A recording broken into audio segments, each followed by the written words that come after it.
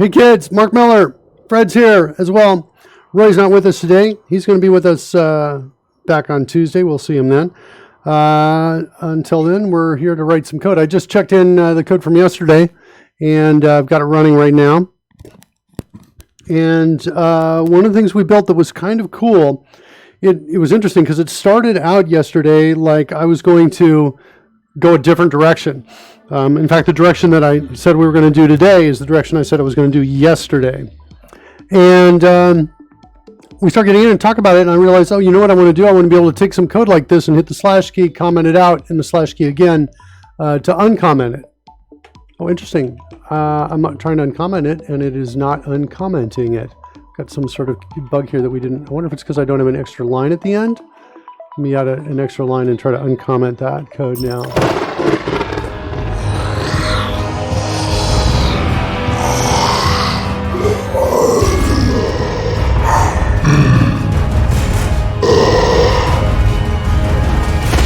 Fine.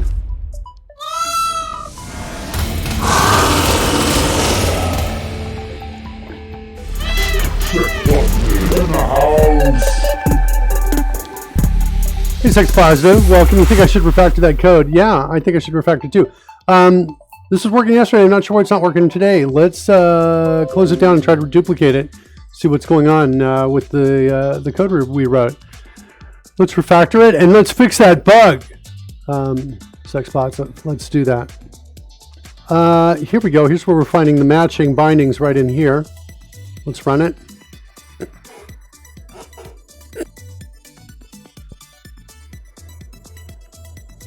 How you doing today, Sex Positive? Are you good?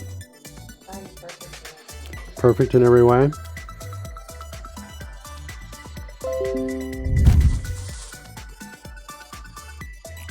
All right.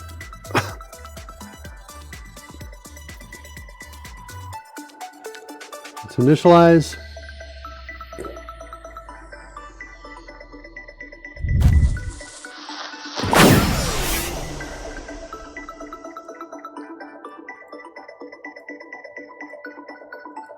Here we go. So select all of this. There's my comment. I'm going to run it because we know that works. Now my uncomment, let's look at that and see what's happening. Do we get the binding match? Not for that one. What about the second one? Yeah, we do. Then we go invoke command on it.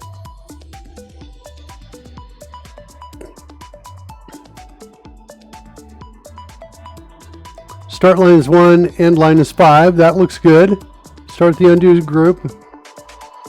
Is it possible that I simply didn't recompile the one I ran at and this is all going to work? In other words, the one I was running was an older compile and these changes were made during edit and continue. Looks like this is working. Yeah, that looks like it's totally working. I think I just didn't rebuild. Yeah, there we go. So let's clear a breakpoint. We'll show it working. So this was yesterday's code. It was actually a pretty cool session because we were talking about building. Let's get back, focus back over here. Talk about building a context-driven command system, which we essentially built in about 2 hours. So we had classes for determining context. We've got a context. The actual bindings, the creation of these are right down here. We can move this out to some other place where it makes more sense to put the data. But these are the shortcut modifiers, keyboard modifiers we're looking for. Control, Shift, Alt, that sort of thing. What the key we're passing in the divide key. And then this is our context. We need a multi-line selection to be true, and we need the selection to not already be commented. That's what we're looking for. So those are it. And then we pass in a command to execute, and we just create a new instance of the selection embedding command, saying that we want our prefix to be the 2 slashes. Selection trim command looks like this.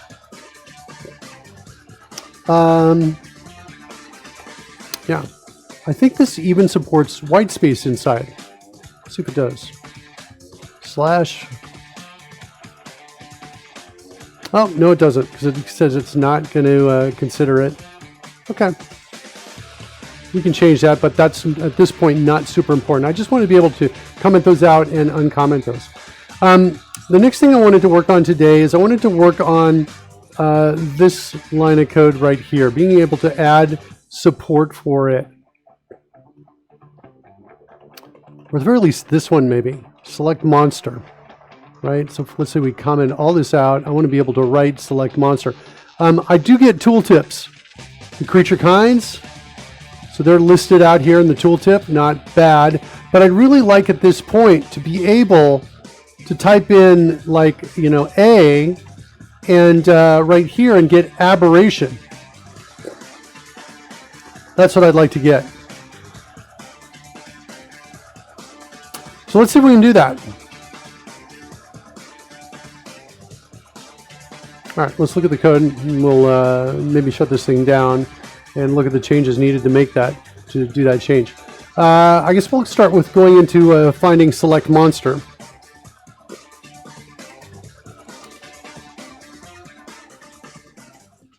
Why do I not have select monster found, right?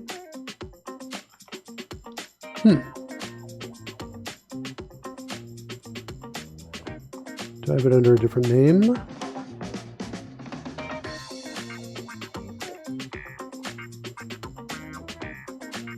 Select monster function.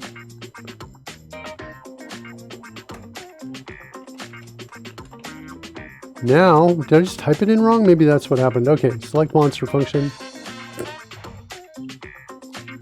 So here we've got a type of creature kinds. And at the end of this, we have the ability to pass in a string description of what the editor is going to be. And I'm thinking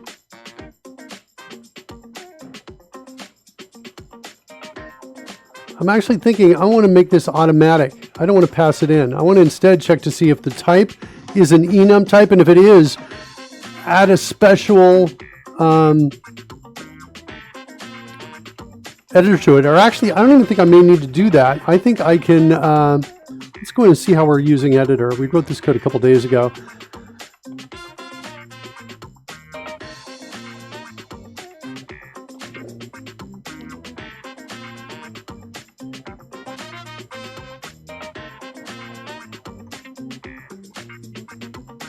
So here's where we get the expected provider name. And here's where we can change that up. So let's put a breakpoint here. And let's see if we can trigger that breakpoint. Select monster.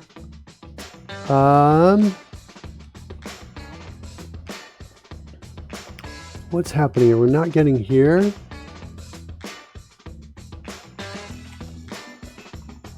I think I'm in the, I have the wrong breakpoint here. Okay, here we go. Okay. So we're in the select monster function. It sees that calls out there. It sees there are 3 attributes. And it's going to find the parameter number we're in. That's 1. So it's going to find that attribute. There it is right there. Now, this is the type I'm interested in right there. I want to see if, looks like the whole thing faded out, but it's right there. If the type is an enum type, is what I kind of want to do. Let's do a couple things. Let's put a breakpoint, a brace block right there. Let's check to see if this is null or empty.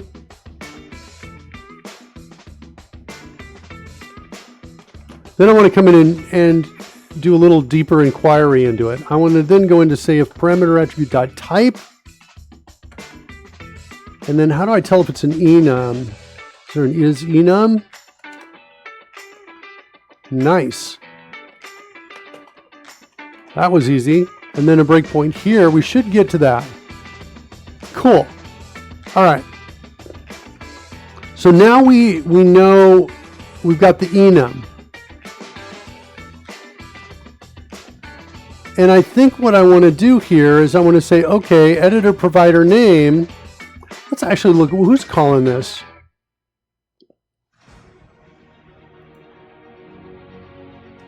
This we're looking through all the completion providers.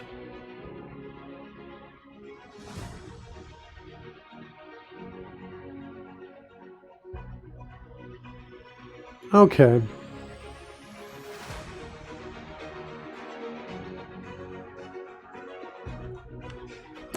All right, I want to make this more sophisticated, is what I want to do. I want to create a new class that this returns.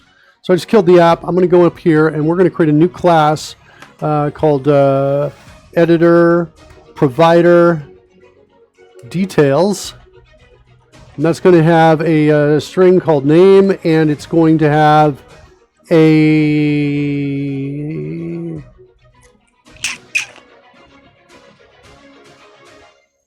maybe just a type.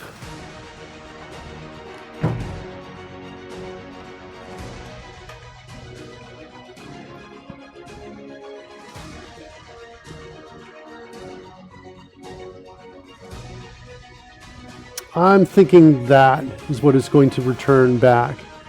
And here we're going to return one of these instead. And we're going to come in here. RI gets us that result instance right there. We're going to say we're going to create a new one of these.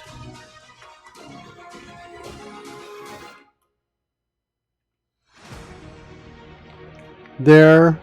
Then we're going to say results.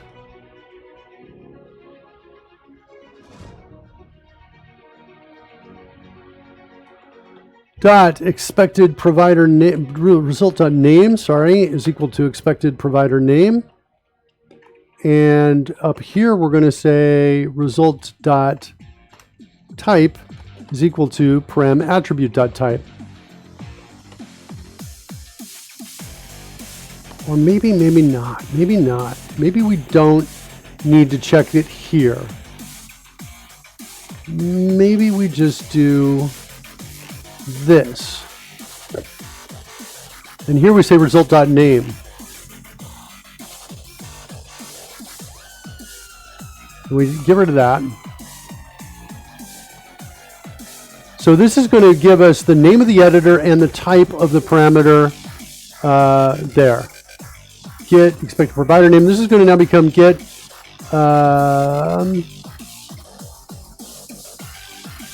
completion provider details, like that. That's, and maybe not expected, but just get completion provider details. Okay. Get rid of this.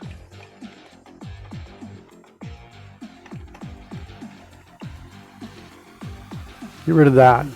Okay, better. And now we are going to return one of these. So let's go find it. Expected provider details. Like that.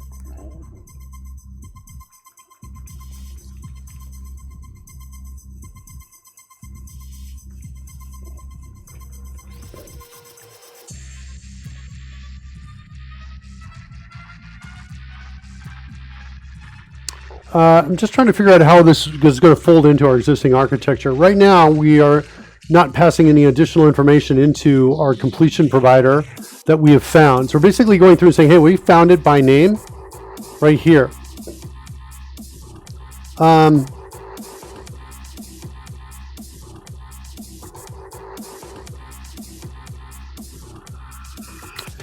I think I am going to play with this a little bit more. I think I want to say, hey, look, if result.name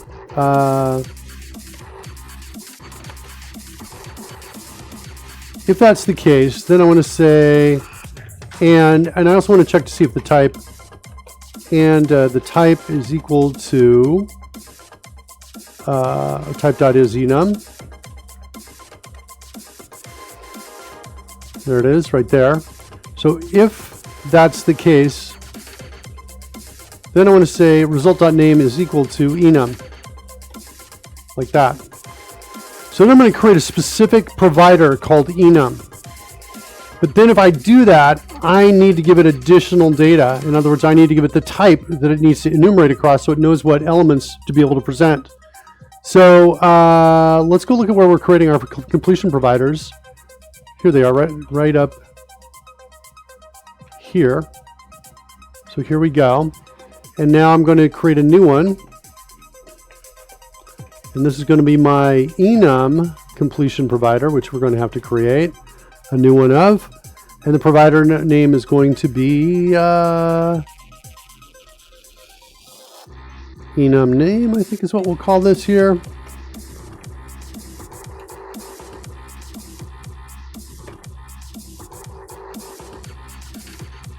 Maybe just enum. Like that.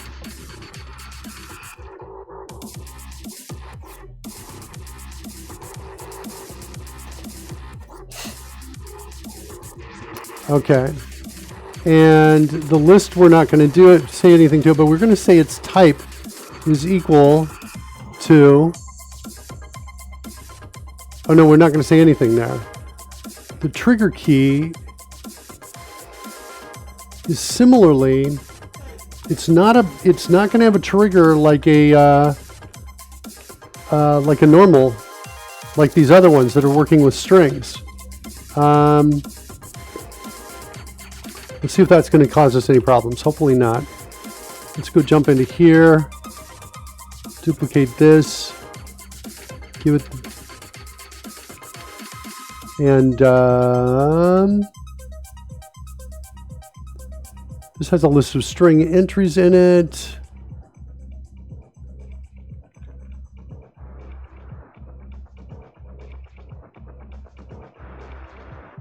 All right, we're going to create an ancestor class for this.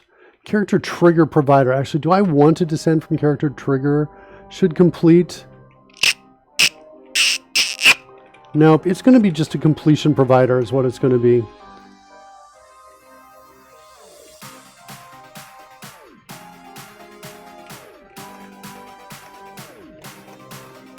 All right. Should complete. We need to figure this out. I'm going to say false for now. And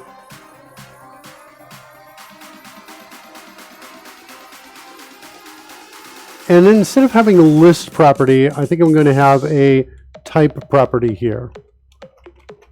And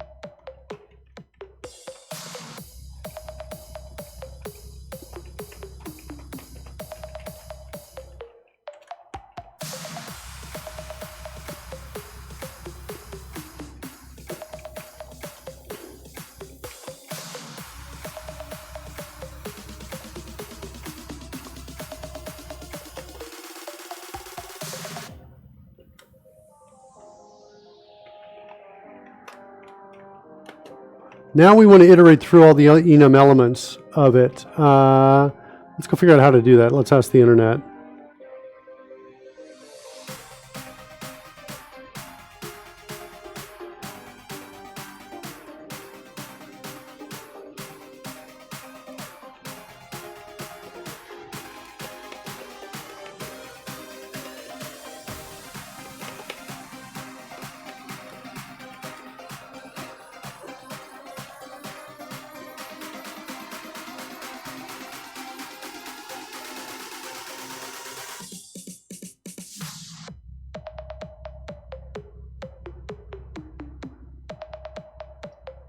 That's what I'm looking for. Enum get values type of.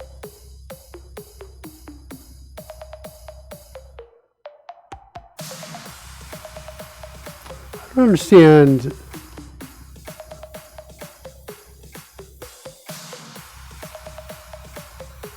It's typecasting it as an array? Well, I don't get that.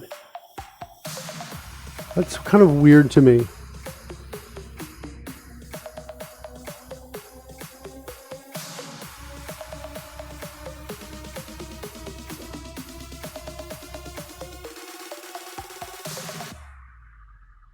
Type.getEnum values. .NET 4 and above. All right, let's try it.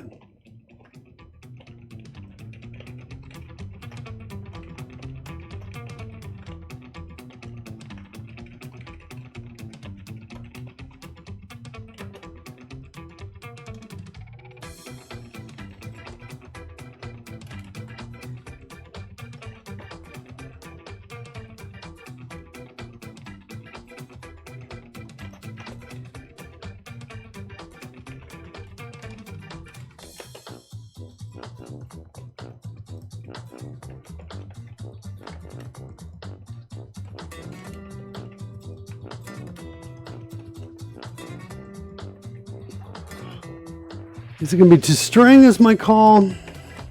Hope so. Maybe I do want to sort them at the end. Probably makes sense. Does that make sense? Maybe not with enums. Is there any reference of a toString here? Get names.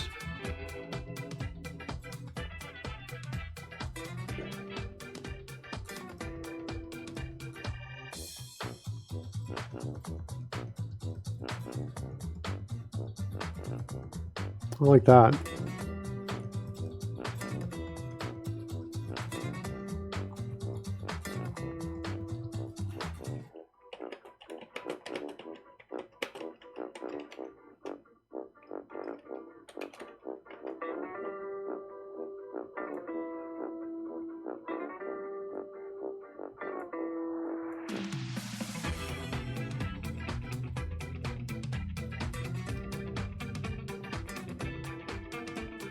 I find that Stack Overflow search does not work as well as Google's.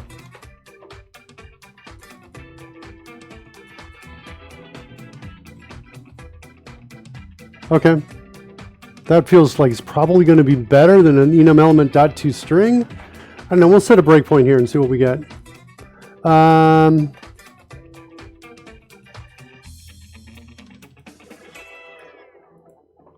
Put that down in a comment down here.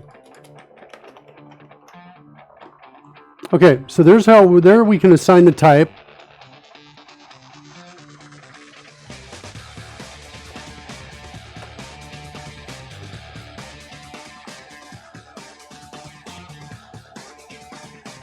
Provider name is there. So we should probably set that. How are we setting that in the other code though? I'm kind of interested in that. Not setting it there. We're setting it when we create a new instance of it. That's probably what we're doing. That's happening right there. I see. Okay. So yeah, we're good. We don't actually need to set it there.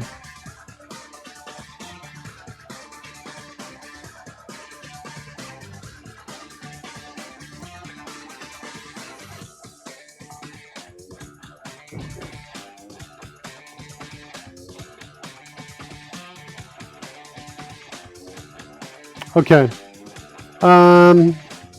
And I feel like I want to reference, well, maybe not. I don't know. Do I want that? I'm going to add a reference to it, but I think I'm not going to.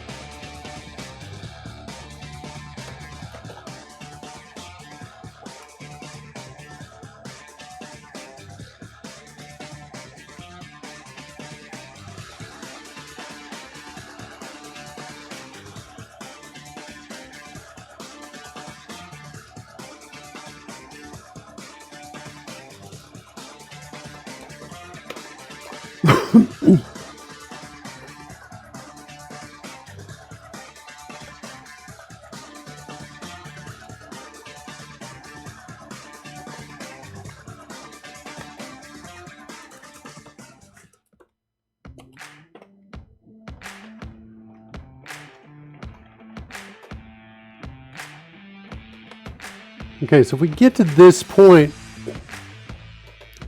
then we need, we're going to work with that completion provider. And we're going to say,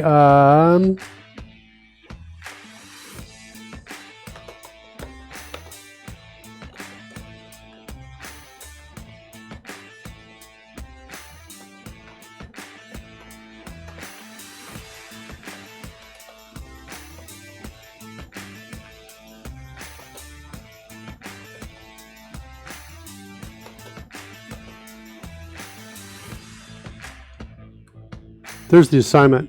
That should trigger a breakpoint. Then we can get out because we found it.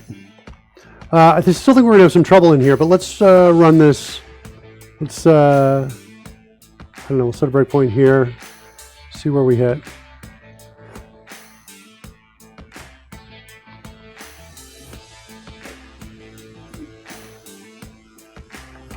You need a foot rub? 6 positive left. All right. Sex positive needs a foot rub. She's going to get a foot rub.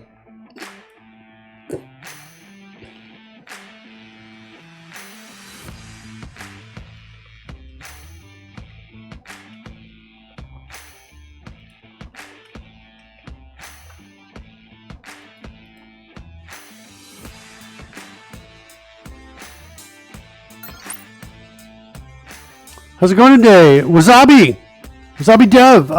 It's going okay. I'm feeling like a little tired, to be honest. I'm a little bit like, I don't know. I was like feeling like I could probably take a nap and go to sleep for a long time.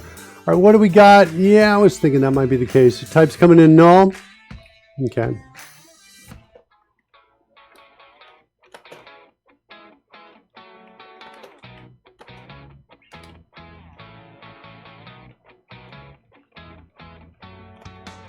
All right, let's go back up here. That should get us out of that. Okay. What are we doing? We're going to say select monster and type in B for beast. Oh, come on. I should be getting something.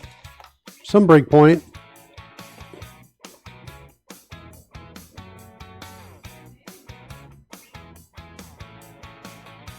Set a breakpoint here. Okay.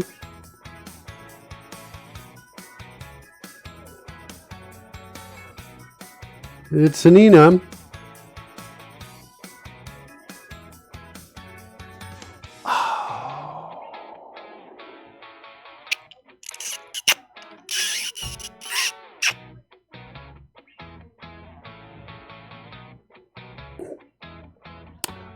Yeah, I kind of messed this up a little bit here. Enum, I've got to check here for enum.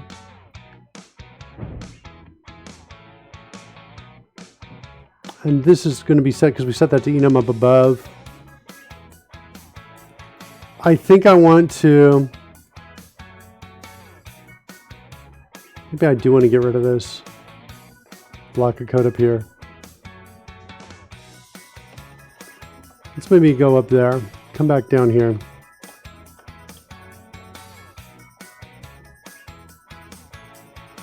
So yeah, we're going inside. Oh wait, I thought we were going inside.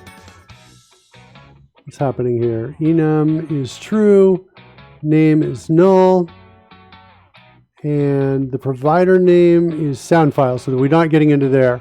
But I think we're going to get in soon. There it is. There we're inside. Okay, so we've got it now. Completion provider, and now we get into our breakpoint. Okay, so there it is right there. We should hit our next breakpoint.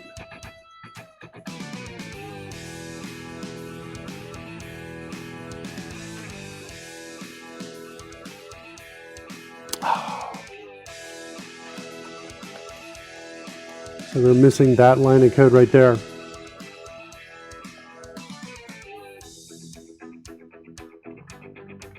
I suppose we also add a if types null, then get out.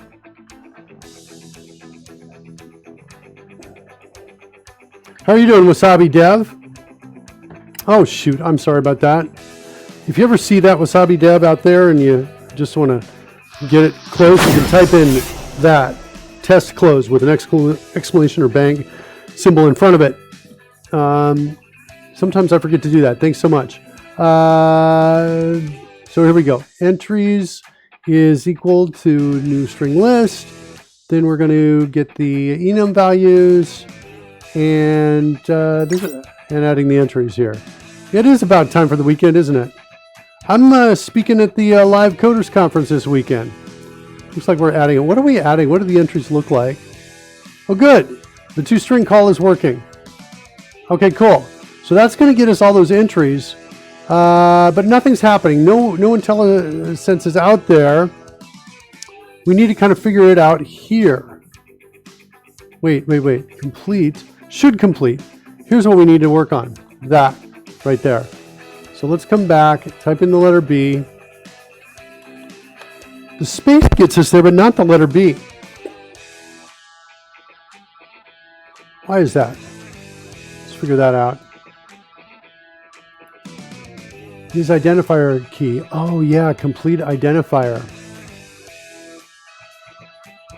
So if it's not, that's why we're coming down here.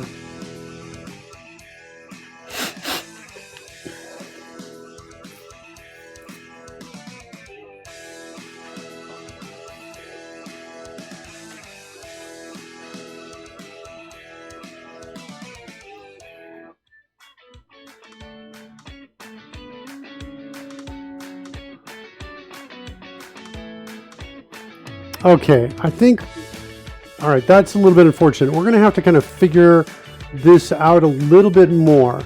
Get completion provider details. How are we doing this?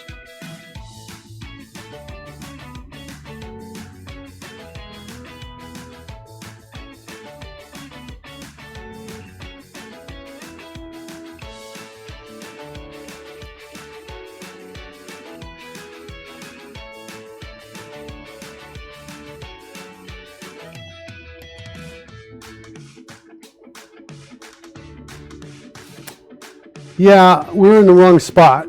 This is only for not an identifier. So we are going to, all of this code needs to move. This is not really needed here.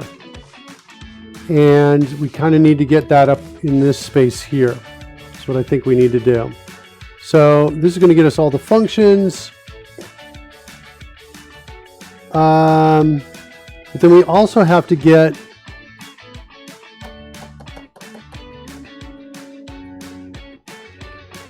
see how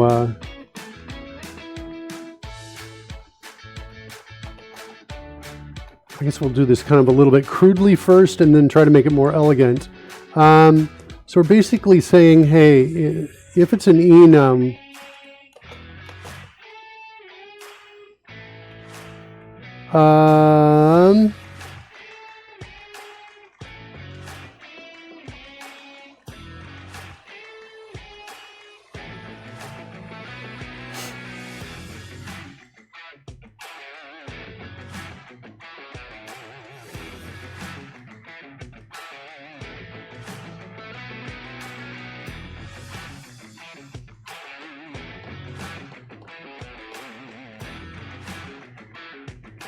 all right, yeah, so our enum completion provider, I think we're going to kill this as well. I think we're going to come down and do something like this.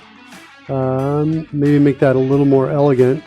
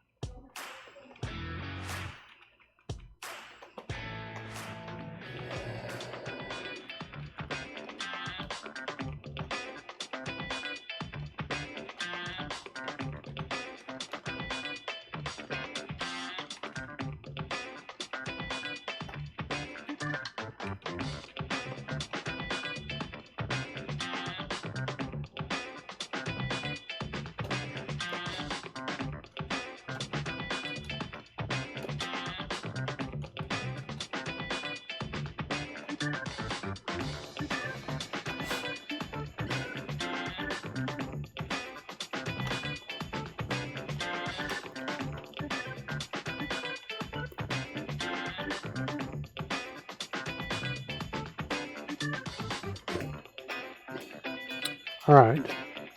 So then we're going to come down here and we're going to say, do one more for each, and we're going to say for each enum entry. And we're going to do something similar down here. We're going to add it here.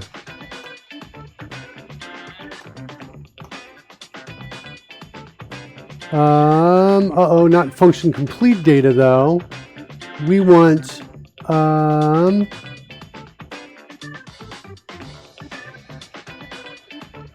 here we want to create an enum completion data.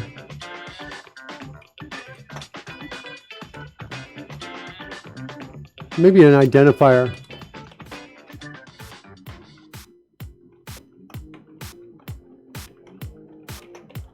It's going to take in some text.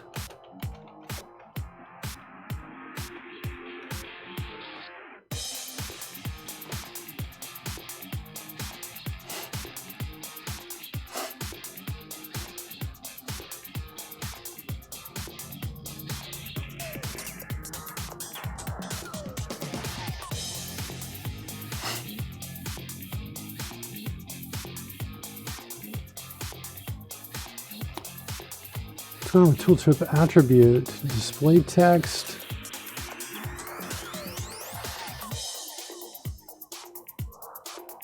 I don't think so. I'm just going to say tooltip is equal to the text as well. Or maybe null.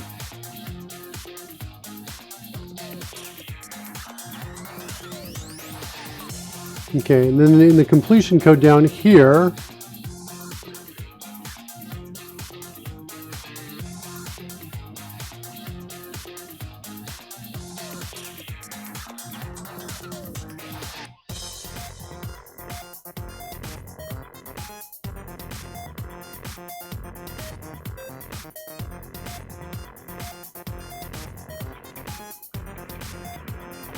we don't, because it's not a method, we don't need any parens or the semicolon on it.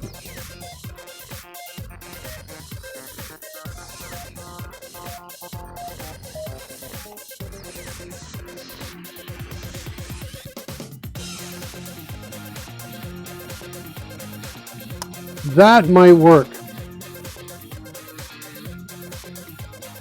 Okay, should complete last. I'm going to allow that to be a false right now. B, there we go. EAST. Nice. So that gives me beast there, but over here in add timer, it should not. The enum completion provider looks like we don't need it all. I'm going to kill it. No. That's built in automatically already. Let's kill it. Enum completion provider, where are you? Code completion in the template engine.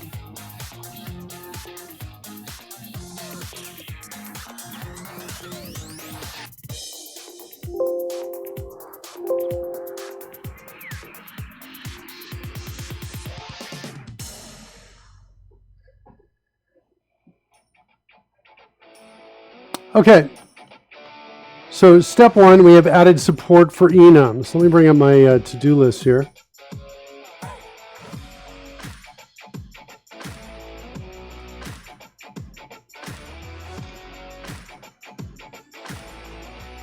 Boom. So that's done.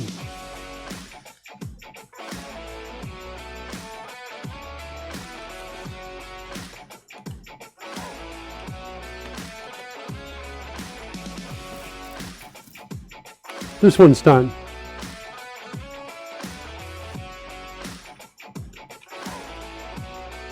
We did all of these this week.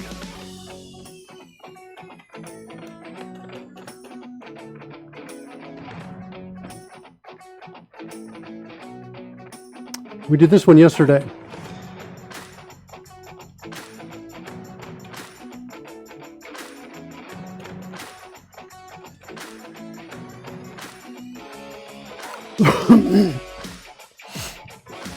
And now we're looking at AutoSave. cache the undo redo stack. Those are both kind of needed if you're going to implement autosave. And well, actually, this is something separate. I'll show you what the caching of the undo redo stack is. And context for templates, I'm not sure if we'll do that today or not, but let's at least work on autosave and caching the undo redo stack. Let me show you what's going on with that. Looks like we're not running. Let's run it.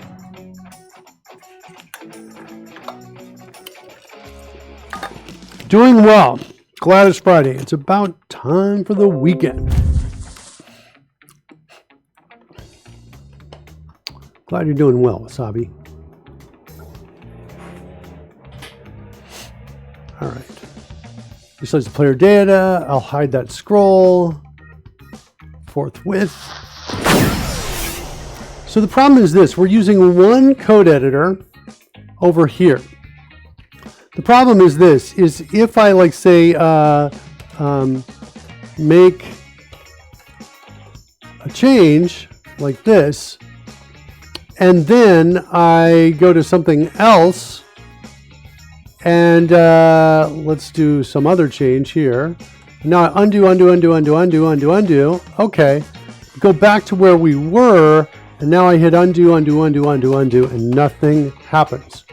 The undo stack needs to essentially be saved and cached and restored again when we get back to this location. Otherwise, we lose the ability to go back in time, which is incredibly important if we're going to implement autosave, which is what I want to do. I want, as we make some changes, for it to just automatically upload out. I want to have a UI very similar to what Google Docs does. Let me show you that.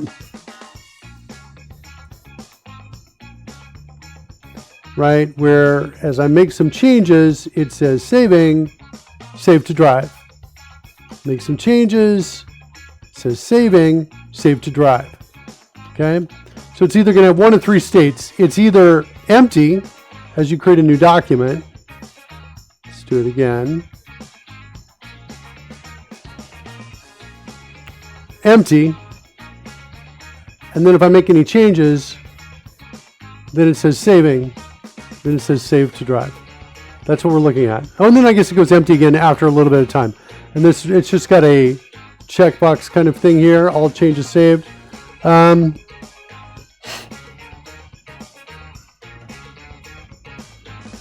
do like the icons. All right. Since you've inspired me with these awesome icons, let's make some icons. So we're going to switch over to PowerPoint, my favorite tool for creating icons. Wish we had a cloud icon in here. Wouldn't that be sweet? It's not too hard to build one. We'll just get some circles up here. We'll kind of get a circle here, circle there, circle here. Maybe make this one smaller. I think that. You flatten these out a little bit. Actually, I don't need to flatten them too much. Let me kind of undo that a bit. How are we doing on that? I want it like more like that. And then let's trim off the bottom. So we'll take, actually I want this one bigger. Is that good? I'm almost thinking, let's look at a cloud icon for a second here. Trying to remember. Yeah, kind of like something like this. We're going to make it filled. Yeah, I like the inside of this. The inside's good. So we'll copy that image, come over here and use it. And now let's send this to the back. Let's fill in the circles.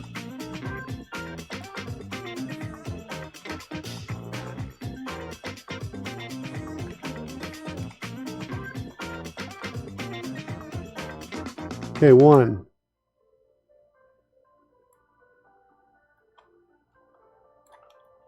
2.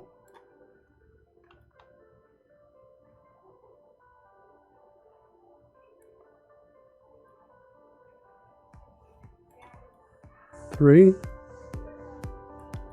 Yeah, this is better than what I would have done. 4. Okay, and then across the bottom, like this. Fill that in. This one's a little too low. There we go. And this one's too far off to the side. There we go. And so now I'm just going to shift click on all of these, and I'm going to merge those together. Whoops, that's not the one I want. That's the button I want to merge them all together. Oops, there was a corner right over here.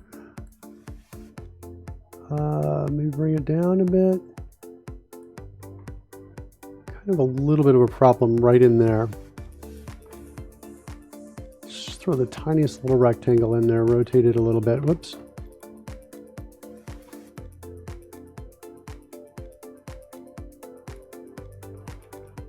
Okay, so shift click on everything, merge them together, and now we have a nice little cloud. There's a little bit of an edge right down here. I'm just going to clean that up a bit. Oops, not the one I wanted to delete. Can I delete that? Really?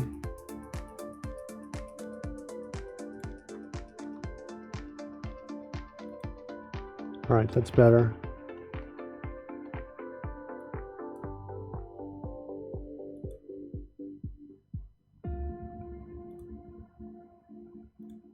There we go.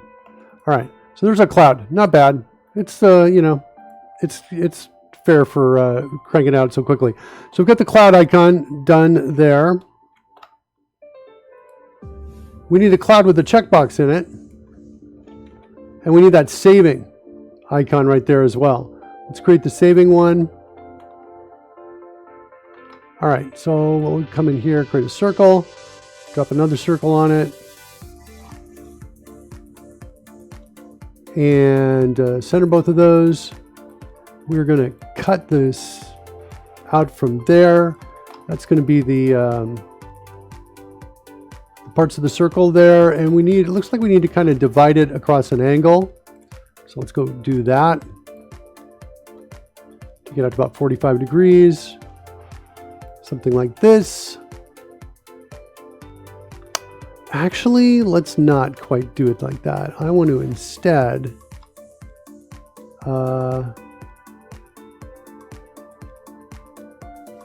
this is a little bit better, but really it's kind of more,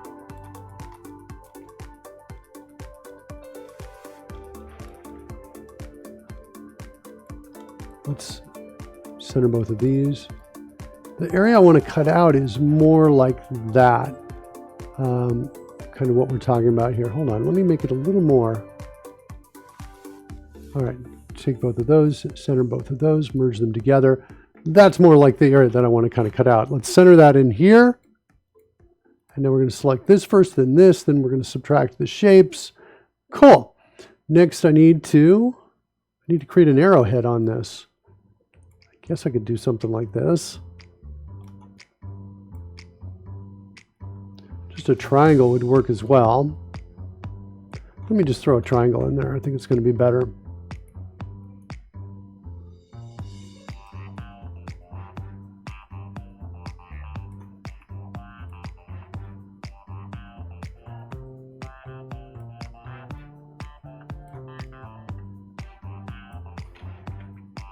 Okay.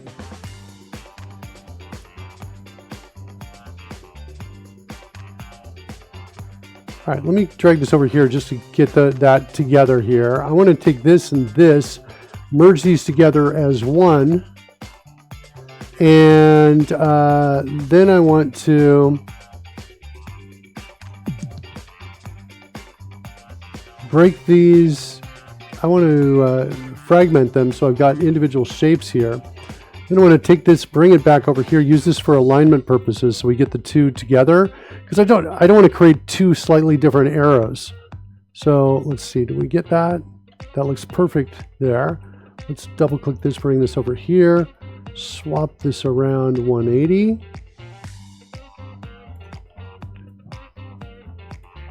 There we go. And so now we have these two, whoops. And I think that's our symbol right there. All right, cool. So we've got a symbol there. We've got, what do we have? That, saving, and save to drive right there. Cool. Let's create a new document again, double check the UI. Nothing. Yeah, so there's no icon, either one of three icons. or one of three states. There's no icon. As I make a change, it's that icon for saving, and then it's this icon for save to drive. We need a checkbox in there. Let's do that.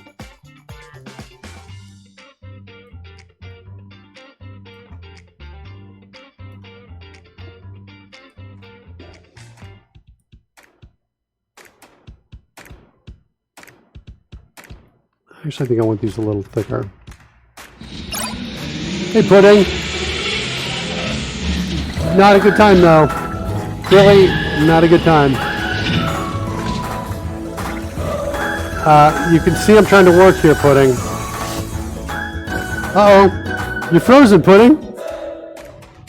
Pudding, you froze the whole screen. Oh my gosh. What has happened?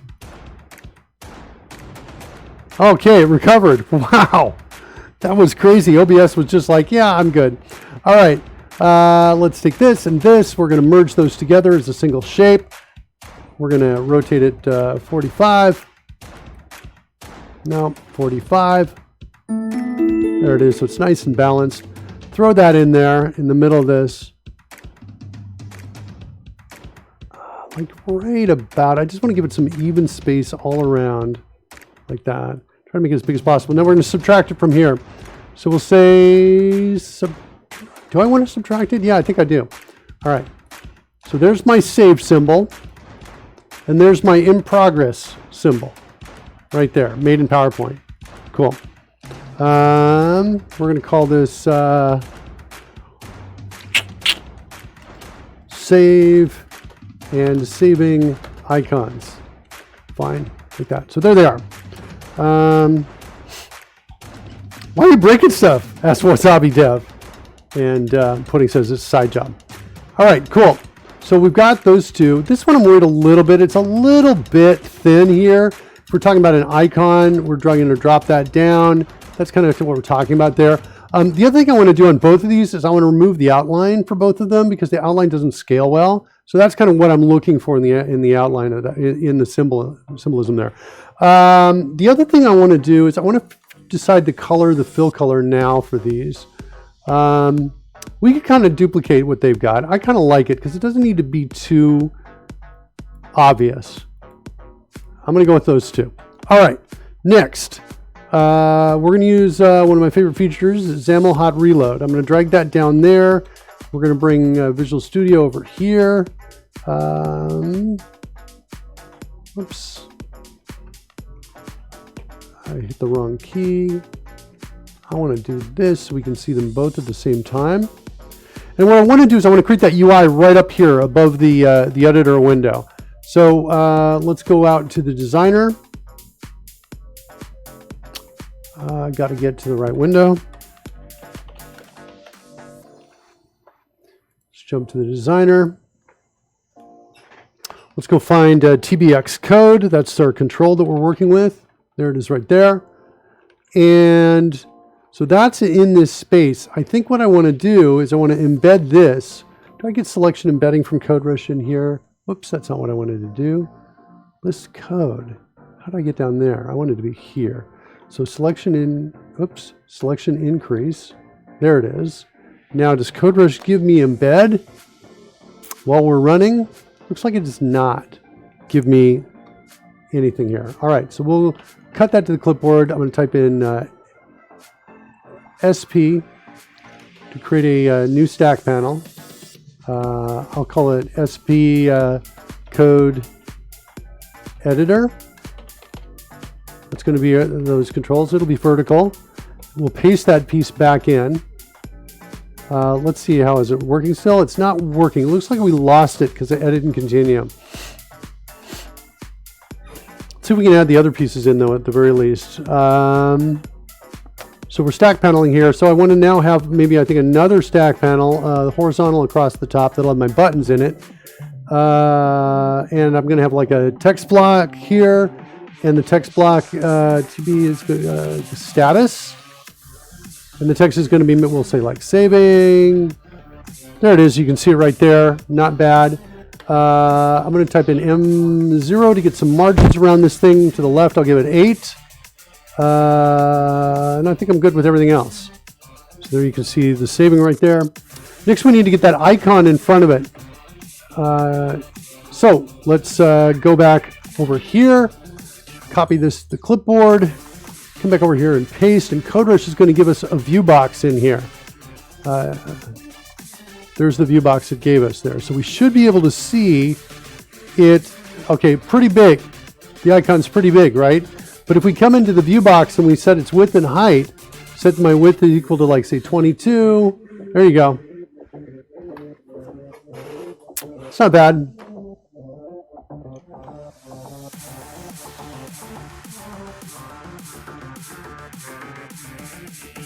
All right, let's set its margins.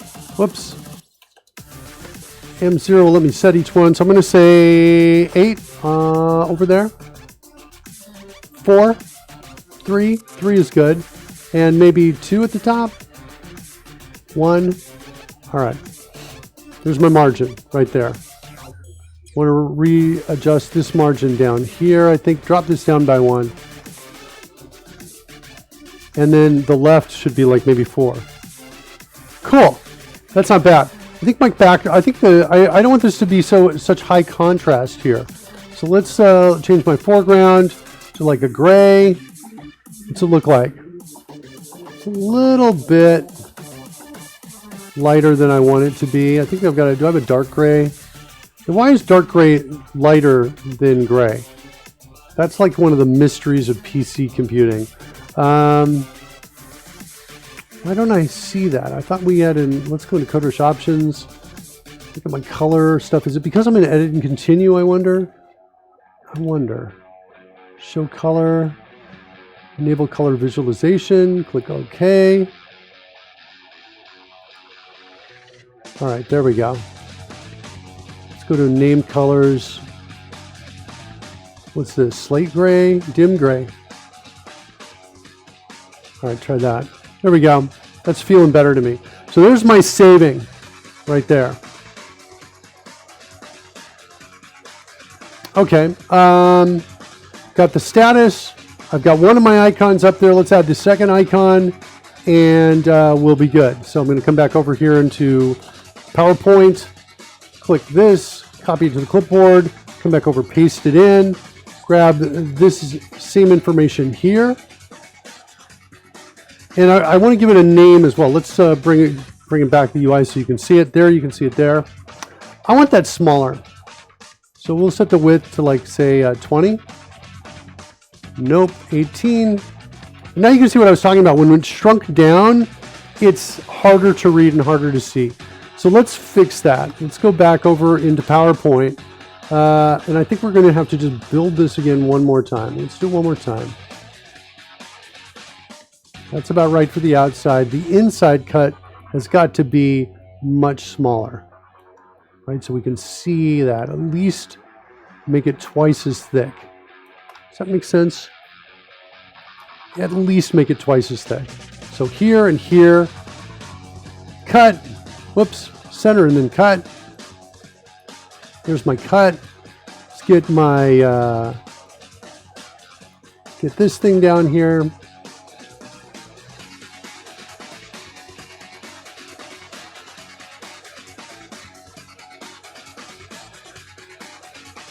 Give it a little more space between these,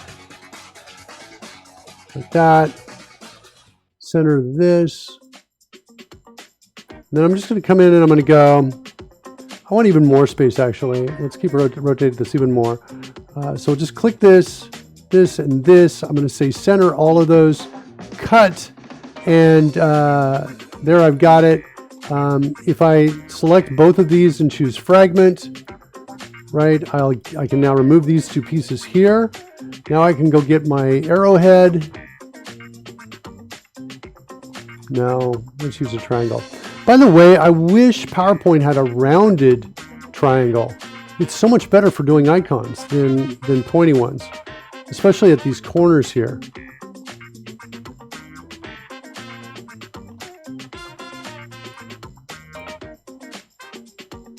I don't know why I squint, but it seems to help. All right, there it is right there. So we're going to say, let's join these two, like that. Then we're going to come up here, use this for our guide. Get rid of those two. Better. This is going to be better. Now take this, rotate it 180. Come over here. Did I not quite get the 180?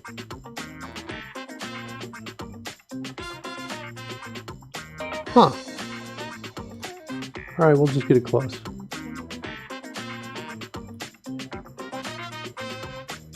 All right, 1, 2, do that, and there's my new version of it. Better, it's gonna look better at a low resolution. And take out the outline. Okay, one more time. Copy that. Come back over here. And paste it in right here. Use that view box above. Let's tab out there. Okay. Now let's look at how does it look? Better, but now I can make it, I don't need to make it so small now. Interesting. We kind of lose the left and right.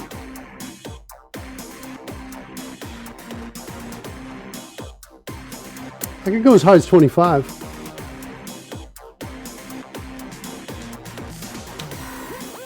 Also, I could come in here and I could say, well, let's make that even bigger. Let's do that. Let's, because actually I think it talks to it speaks to what I was talking about the corners. What I want to do is I'm going to kind of simulate a rounded triangle here by trimming this edge off right here. And I want to copy that first. Then I'm going to take that and trim it. Then I'm going to, can I rotate around the center point is shifted now. So I can't quite do what I wanted to do. Let's paste it back in. We'll have, oh, I know what I can do. Hold on. I can take this, drag it down here as my alignment guide. Right, like that. All right, so one more time. Copy that to the clipboard. Come here, shift, cut it, rotate it, line it up, paste, shift, cut, rotate it one more time. Actually, I may not cut this one. I'll just keep those right there.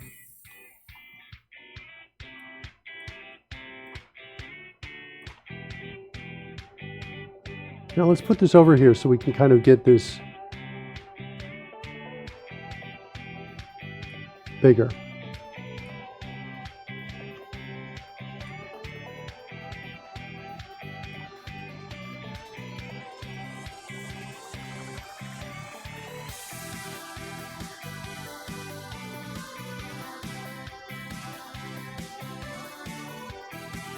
So now what's happening is we've got more pixels in this space. And the more pixels are because of the rounded edge is essentially what's happening here. So let's trim just a little bit more off of this. Here to make it we're going to simulate just the littlest bit of rounding right here. Like that. So I'll take this and we'll trim these two edges off of it right here. Yeah. So now select this, select that. Let's wait, let's do this first. Let's bring this over here. Select this. I'm going to use fragments, so we've got individual pieces. Then I'm going to join these two together as one. Yeah, that's it. That I think is going to work. And now we're going to copy that over, rotate it around, line it up.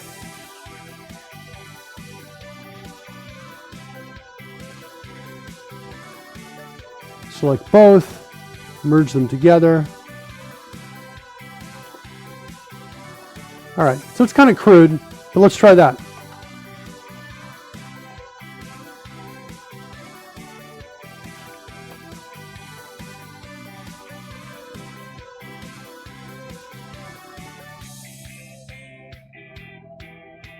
Well, this is interesting. This clip came across here. I haven't seen that before. How's it look? Well, it looks better. Okay, so those are our icons that we're going to have right there. Let's take our saving. Let's drop saving down one more pixel.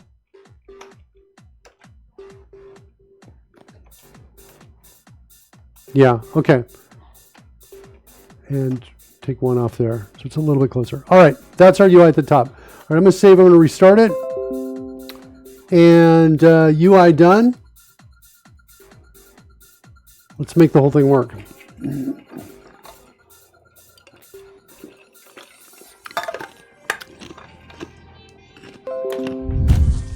Also, we should talk about caching as well. So initialize player data, caching the undo stack. So to do that,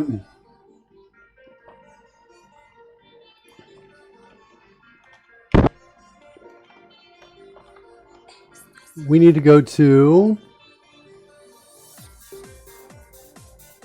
the code here, and we want to look at where we're, what is it called? Avalon Edit.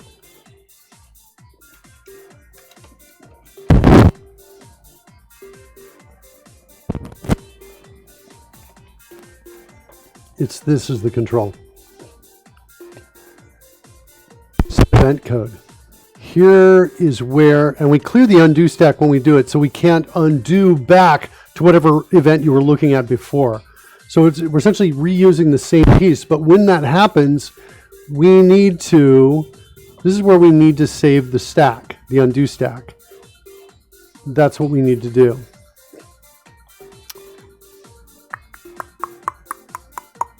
So we need to set it here, I think, before set event code. I don't really want my breakpoint there. Okay, so over here, Cornelia, code, there's our UI, looks good. What's interesting though, we weren't seeing these before, but we're seeing them now. Let's go into wild shape. We'll hide the scroll. On activate, and now we're here.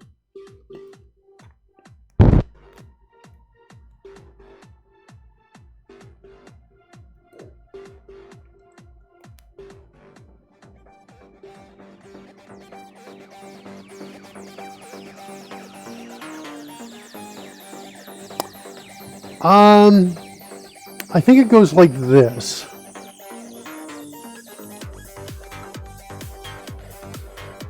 The parent group and the name are what determine which event, which feature, which code block to show.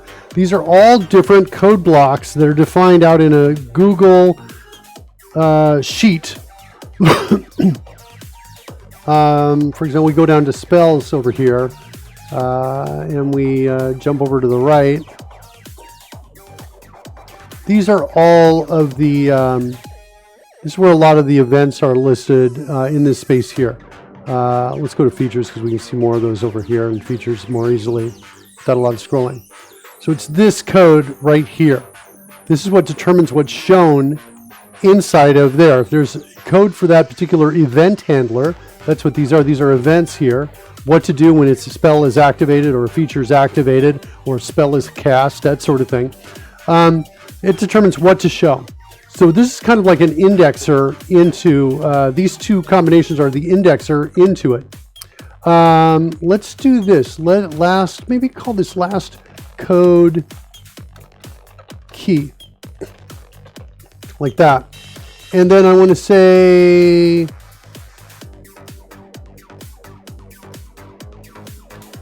save undo stack using the last code key. Then I want to say last code key is equal to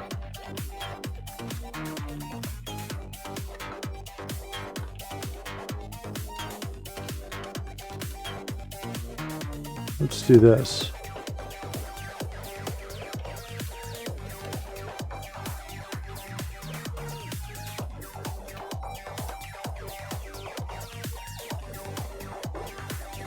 Like that, and then we want to restore undo stack, passing in the last code key. Okay, so we're going to save whatever our current undo stack is, and then we're going to basically store these and restore them. The hope is that this is all going to work. We don't know, of course, because we haven't written the code to the Avalon edit control, but it has a reference to an undo stack, and I think it seems theoretical that this will work. So come in here, declare that, and come back. I want to declare this one as well.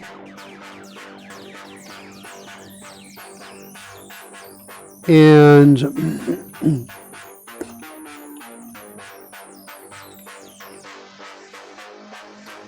now what I want to do is I want to say tbx code dot undo dot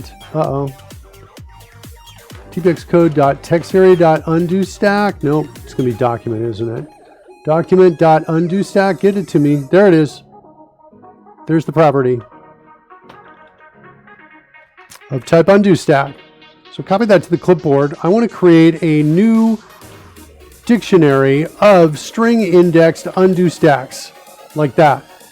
And just using coders to type that code out fast there for me. So I'm going to call this undo stack cache like that. And so if we're going to save it, we're going to say, well, let's see if we don't contain it, the code key, then we want to say undo stack cache dot add code key, comma, and this. That's what we want to do. Let me check one other thing. Between this, we save the undo stack, then we call set event code. And it calls clear the undo stack. And clear the undo stack, what is this? This is my own function, which basically just toggles undo enabled on and off. Oh, if it's a text box, but if it's not, if it's the Avalon editor, we're just going to call clear all on the undo stack. Okay. I think it can work. I think it's going to work. Okay. So if we don't contain the key, then we're going to add it. Otherwise, we're going to say, we're in edit and continue, so I can't do initialization here. But I can have a property of this type.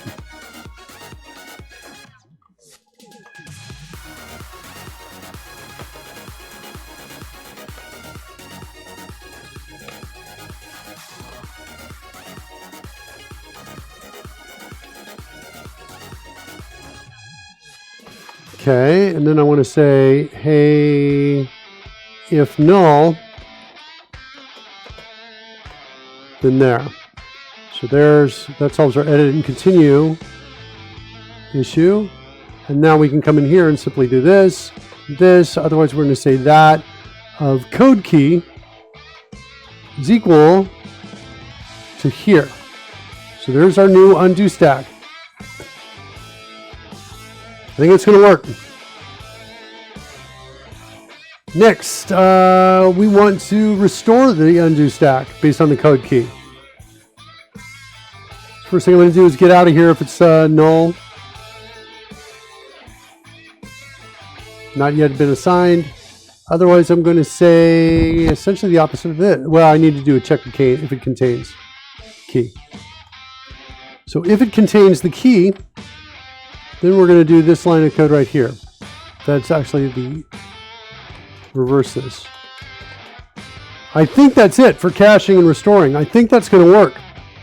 So let's run it and see.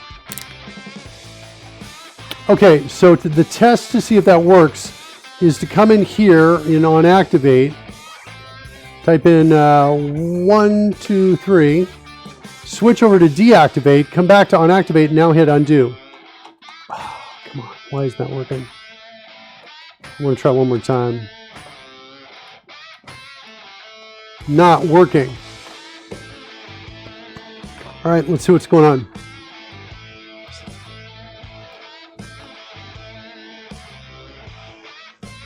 One, two, three. switch away.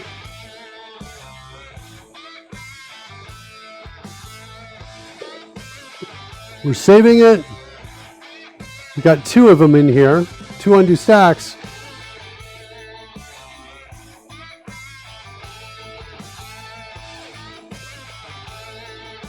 Set event code.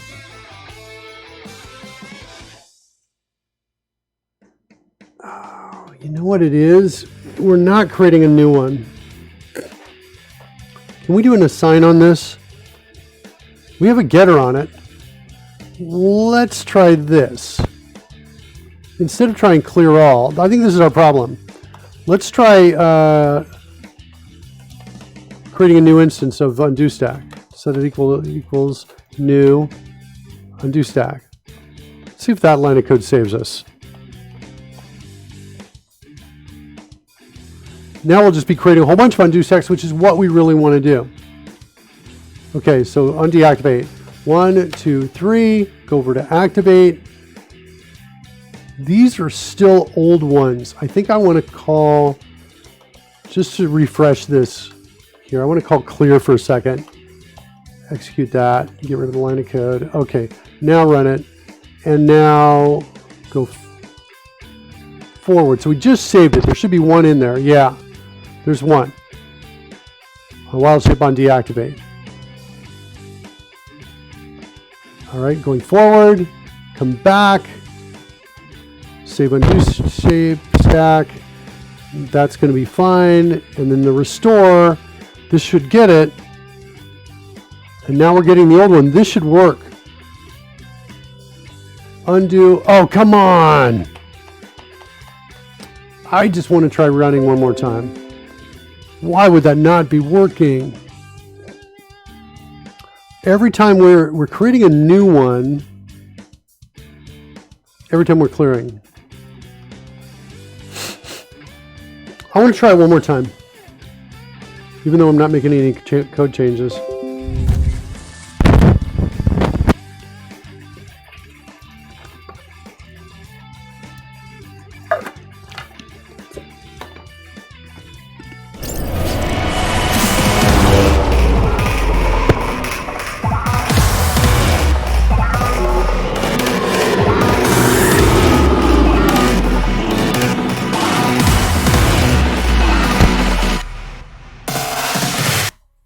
How you doing, Kubernetes Alpha? Glad you're here, buddy. Better late than never. We're trying our hand at automatically saving and caching the undo stack. That's what I'm trying to do. I feel like the code should work. Uh-oh. Okay.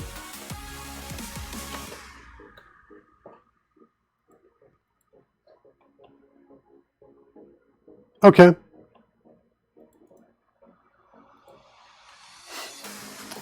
Let's see how this works here. So what my expectation is, if I come in here and I go 1, 2, 3, like that, I go away, I come back, I want Control Z to undo this, and it's not. I feel like it should be able to do that because I'm saving and caching out the undo stack.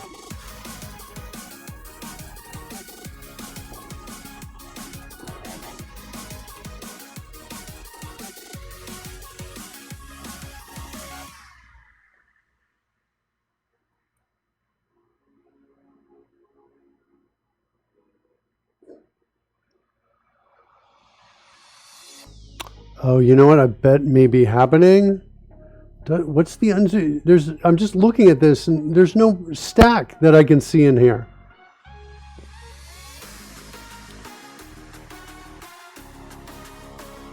Well, here we go. My redo stack is there, but my undo stack has got 2 elements in it. Okay. Undoable operation.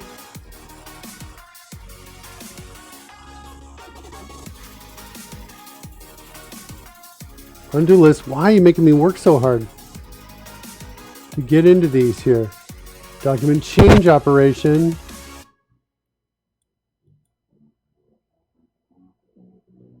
Offset 347. Okay, well, there's 2 elements in that one. Under wild shape and activate, we're saving it. There we go. We've just added it to it. Now we're going somewhere else. So wild shape activate is where unactivate is what we're looking for when we come back. I don't care about that. Let's go back to unactivate. And now we're saving on deactivate. Okay. I similarly don't care, but now I care. Currently the undo stack should be empty, I think. No entries. So it was 0 there. Let's see what happens when we come in here and we do this. Now what do we got? It's empty.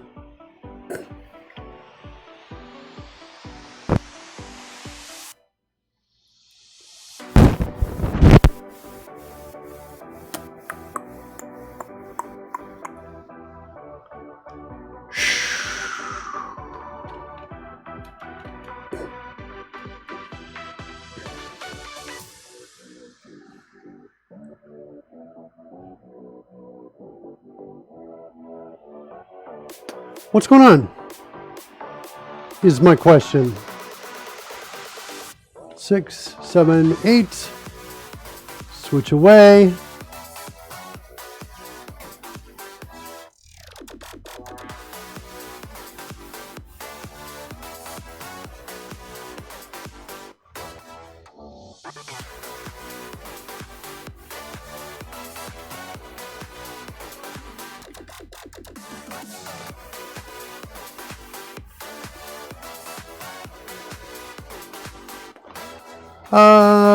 Let's see if we can get some data in here.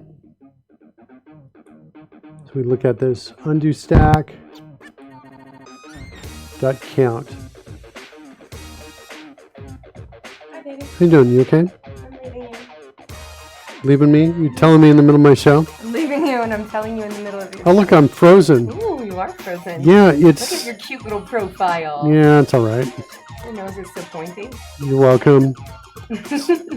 And then oh, there we go. It came back. Wow. All right. All right, I'm leaving you. Bye. Bye. Okay. You don't want to see any of that, kids. All right. Let's see. Did I get that down there? I've got 3 elements in the undo stack there. There it is right there. That undo stack count is 3. So we want to watch that. When does that go to 0?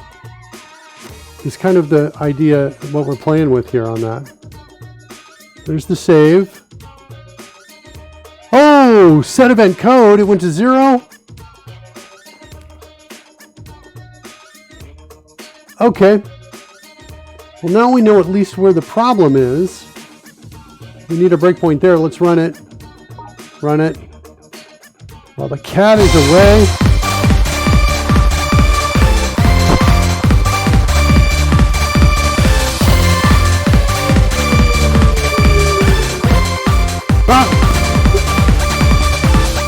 What's happened with my OBS, kids? I'm frozen.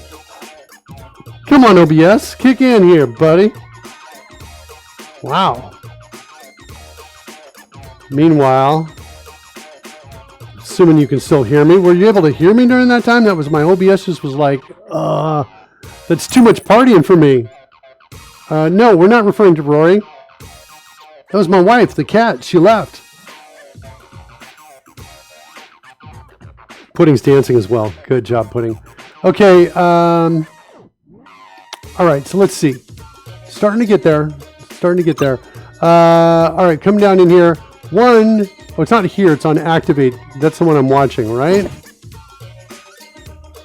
Yeah, on activate. So I want to come back to on activate. Here. Run it, run it, run it.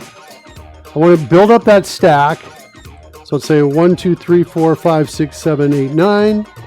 0. Got one thing. Yeah. You have $400. I think I do. Can I have it? Yeah, what's it for? What? Well, maybe. I guess you don't have to say that. I think you got it right there. Oh, All thanks, baby. And look, I'm frozen again. What? You know what? I think, is it you bumping my desk? that's come in. Because I've got a cable in one of these that needs replacing. I'm wondering if that's it. It's the second time. Yeah, only video. You can hear, but only video is frozen. Huh. I'm not sure why that is. All right. She made my wallet substantially lighter. That's what she does. Okay, so there I've added 10 entries. We're going away. Here comes the save. We should, there you can see the 10 right there. Good. Let's run it. Run it. Oh, shoot. That was my piece right there where it destroyed it. All right, one more time.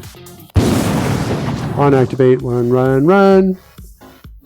All right, one more time. Bring up our 10 entries. 1, 2, 3, 4, 5, 6, 7, 8, 9, 10. Slip away. Run. Here's where the destruction occurs. Is it here that it happens? Let's see what happens. It's there. It's when the text is assigned. Okay.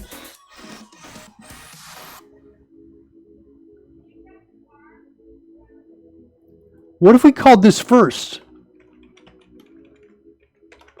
I bet that would fix it. Let's try that.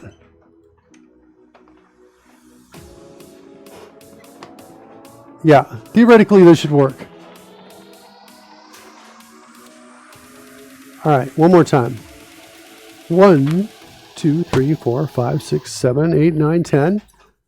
Switch away. There's our 10. F10. F10. Jumping in now. This should not change it. Oh, what? What? How could clearing the undo stack drop it to 0?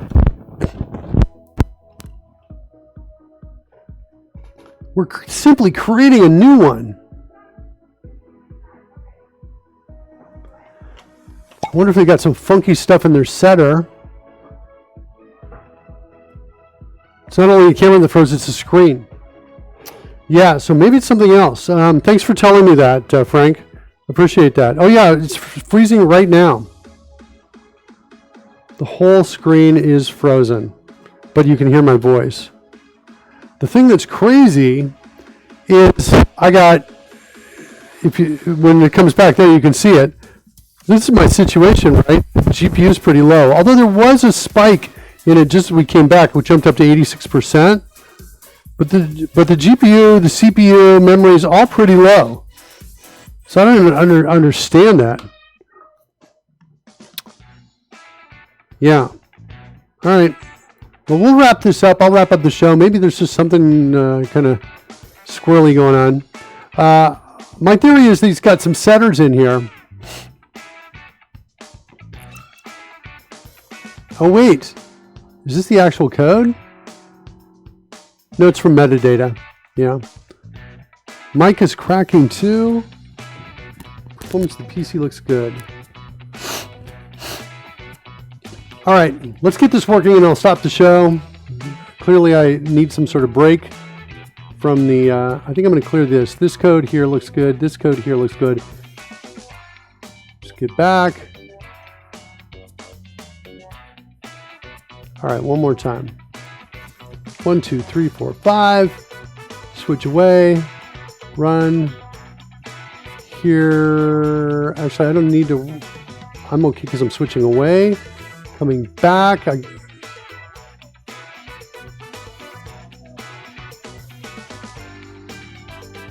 Dropped to 0 already. What am I not paying attention to something here? 1, 2, 3, 4, 5. Switch away. Run. Come back. Save undo stack. Do we have a problem here?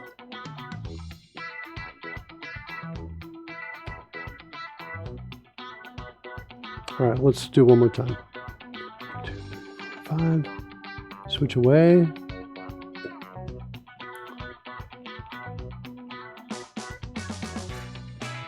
Did we lose it here?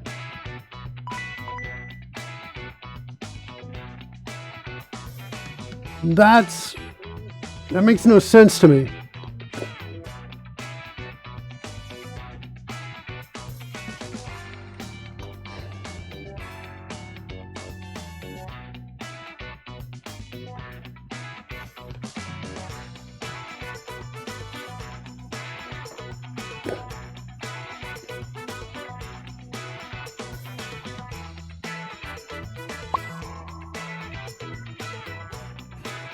Crazy pudding.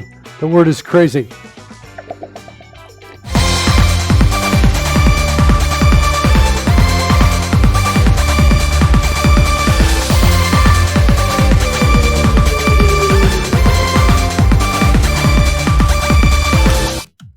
Yeah, I don't know. I don't even get what's going on in this. This is not making much sense to me.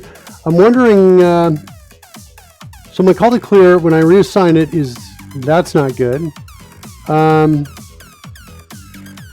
Let's play with I guess I could try this. This doesn't seem to make any other sense at all.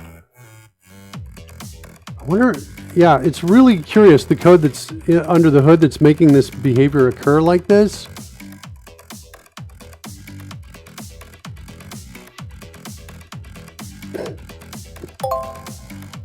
Value cannot be known. Well, now we're running into... Yeah, I think the setter for this has got something that it does that's stopping us from caching this stack out.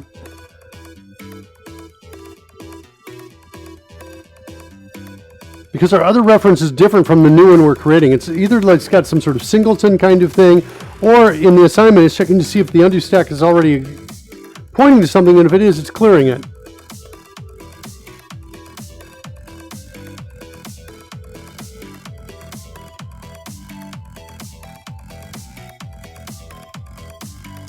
Wow, what a mess.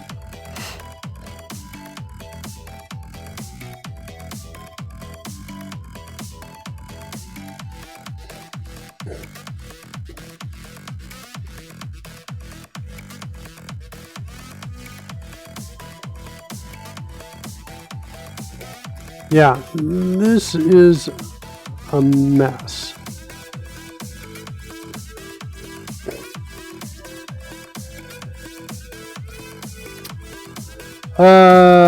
What do I have as options here? Serialization?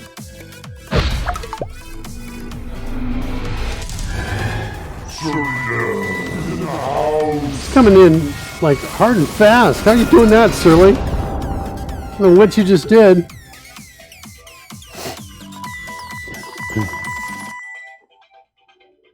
There's Surly Dev. Yeah, I feel like I'm being blocked by the code we're using. And I'm bummed about that.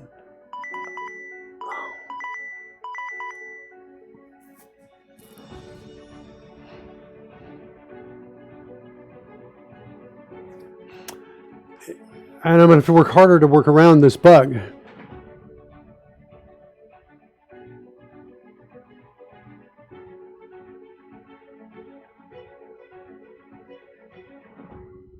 Let's not clear it. Let's not call clear undo stack. Let's just do this. We're going to set the breakpoint there. We'll run it and see what happens.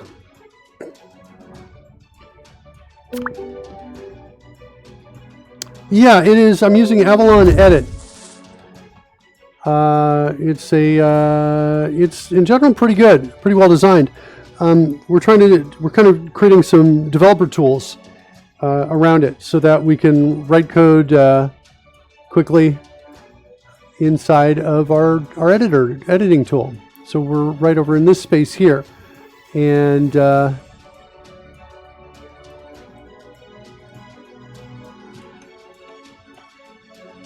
what I'm trying to do is cache the undo redo stack. So 1, 2, 3, 4, 5. There should be about 10 entries or 12 entries there. Move away. Key not found exception. So we're going to save that probably about now. There's 13 entries right there in the undo stack. Set event code. We set the text. Is this dropping? It drops to 0 when we set it.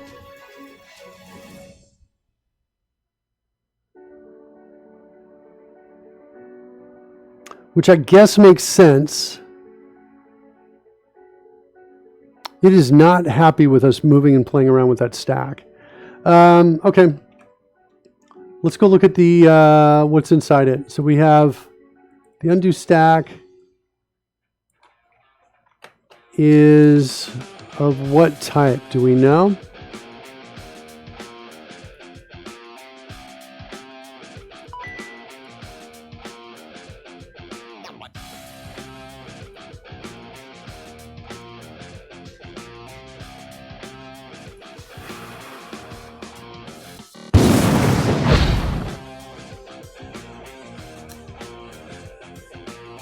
All right. So they're making me work harder here. That's what they're going to do. Well, that means we have to change our save and our restore. So, oh man, do we even know if this is going to work? I've copied what was in the watch window down here for the type of this.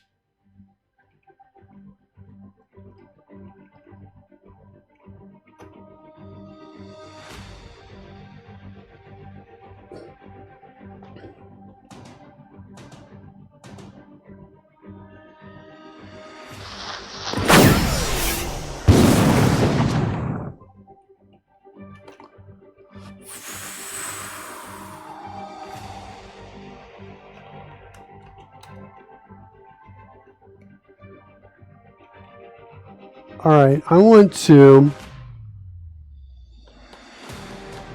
be able to copy elements from each of the individual stacks across. The problem is I got to use reflection now. It's getting a little gnarly. Is there an I redoable operation? No. So I bet they've just got 2 of them in there. Let's double check that. Let's bring up we can't bring up the watch window now because we're not running. I'm going to assume that the undo stack and the redo stack are one and the same type. I'm going to then come up here. I'm going to create a class to hold that. This is going to be my undo redo store. That's what I think I'll call that. And we'll do this. Let's move type to file.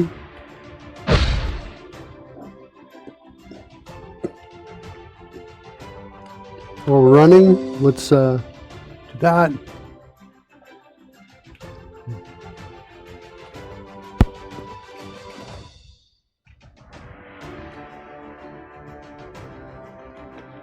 And I'm pretty sure the redo stack is going to look like this. I'm pretty sure. It's going to take, an undo stack coming in, like this. That's going to create it. And then we're going to copy from it. But we need to use reflection first. So we're going to say reflection, undo stack dot, probably get type dot get property. And the property is going to be called, I bet it's a property. It could be a field.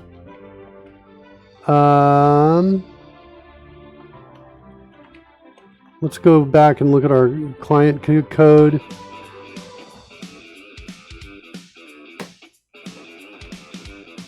Okay, so now what we want to do is say if now what we want to do here is we want to say undo redo store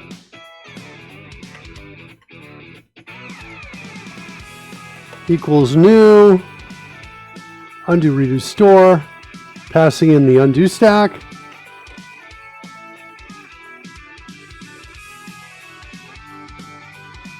Like that. And then we're going to store the new one that we've just created in it.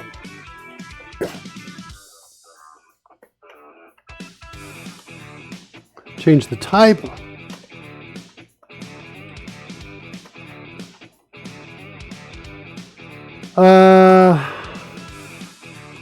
Now that we're not in edit and continue anymore, we can just do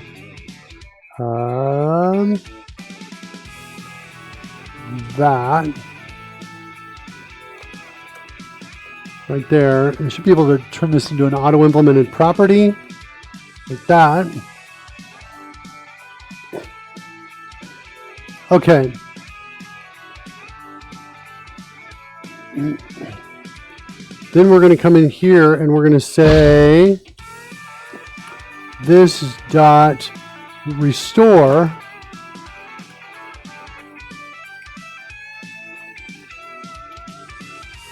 that. So that's just going to try to build the data back up. That's what it's going to do. That's what it's going to try to do.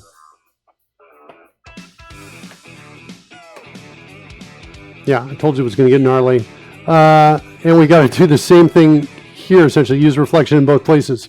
Let's set a breakpoint here and a breakpoint here to see how far we can get.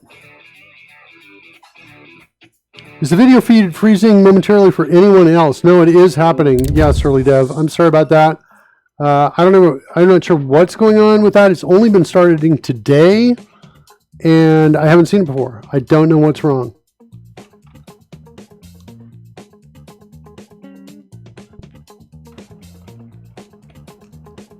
Oh yeah, freezing right now. Apparently I can talk, but I'm frozen. And I'm looking at my GPU. It says it's at 20%, but when we unfreeze, it spikes suddenly. There, it just did it. Is it going to spike? Yeah, it spikes up to like 87%, and then it's down again. So I don't know what that is. Well, Codebase Alpha, we're doing something really kind of cutting edge here. We're swapping out, we're trying to use the same control. Instead of duplicating the same control every time we need it, we're using one control and we're just swapping out the undo stacks. We're saving the pieces of information we need. It's a little risky because we're working in low-level stuff right now, but I'm going to try it. I'm going to push through and see if we can get it to work. Let me initialize the data and then I'll hide the scroll.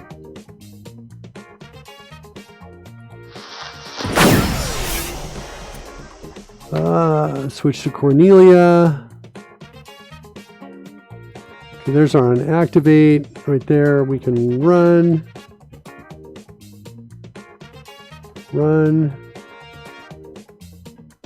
So add to create our undo stack. 1, 2, 3, 4, 5. That should be 10 entries.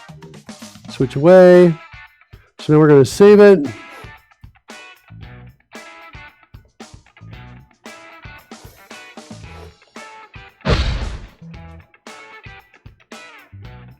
Creating a new store. Do we get it? Nothing. Oh. It's a field.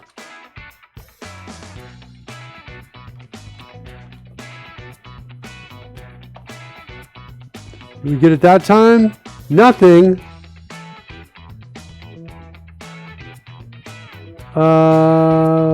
What's going on? Where's my watch window?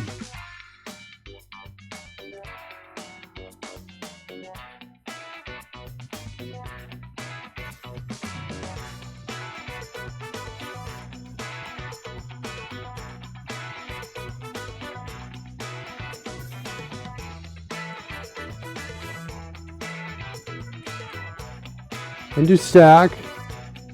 What? I can't see that from here? Unable to evaluate? All right, fine. Let's get out. Step out 1.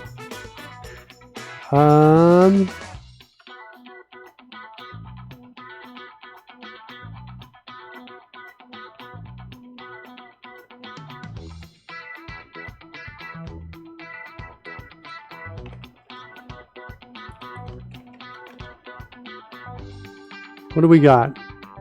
Non-public members.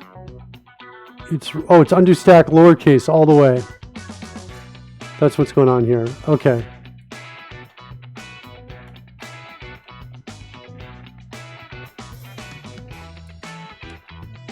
Is it a field? It's not a field. It's probably my first guess of it was a property. Was correct. Are you going to work this time for me? Oh, come on.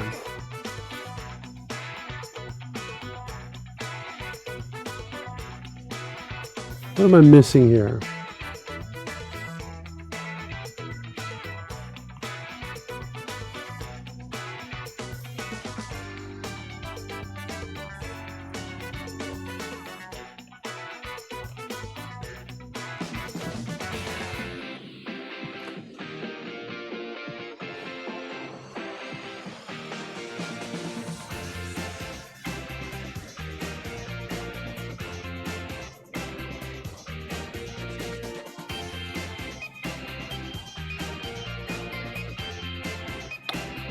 I feel like this should find it. One of these two should find it.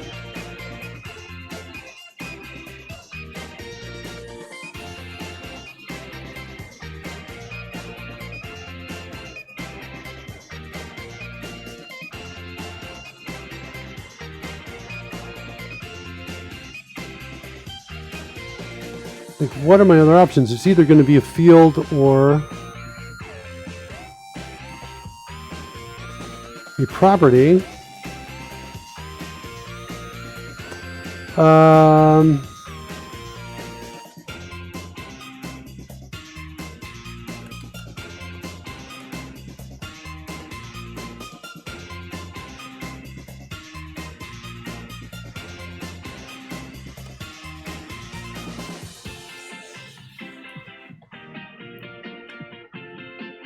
Or get members as well.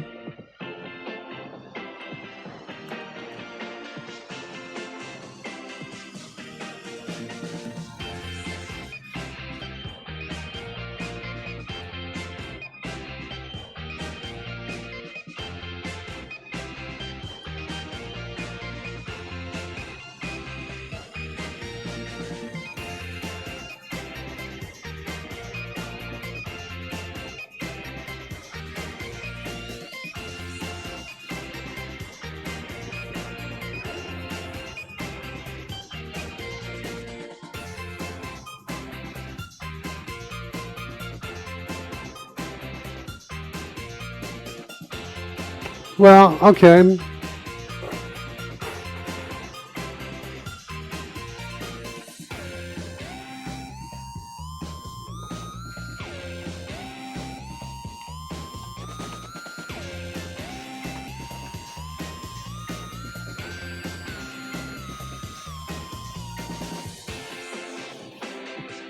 Is it just that it's up higher? No, this just looks like we're an object. Okay. Is it of a lower? I wonder if it's a descendant of undo stack. Let's double check that. Maybe we're not finding it because there's an architecture here at play.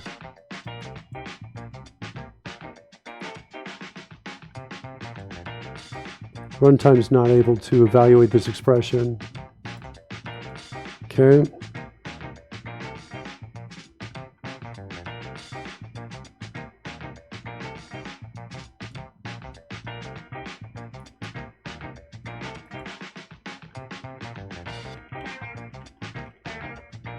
It's taking a long time to find the this. What is it?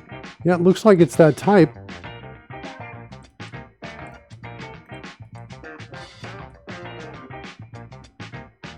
The same undo stack. Why doesn't get members show it? Why? I guess what I don't understand is how in 9 non-public members are we able to come in here and get these pieces? Action count and undo group, all of these pieces here, size limit, state, redo stack, undo stack.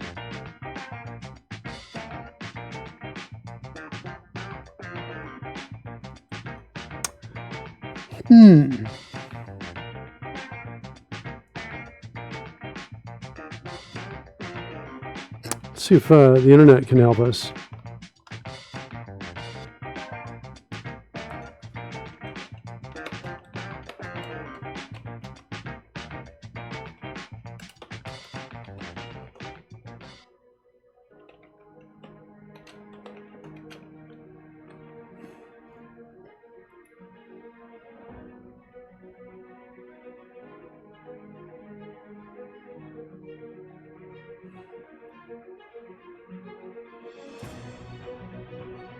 Is it maybe just that the binding flags are not defaulting to non-public members?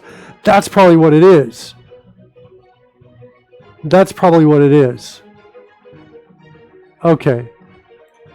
Let's throw in the public and non-public. Actually, just non-public in there. Let's go back in here. We'll do this again. I bet that's what it is. It's probably just not as hard as I thought. It's just hard to see. Okay, let's step inside. And Let's throw in the binding flags. I specifically want non-public and instance. And I want that, and I want, let's try the field.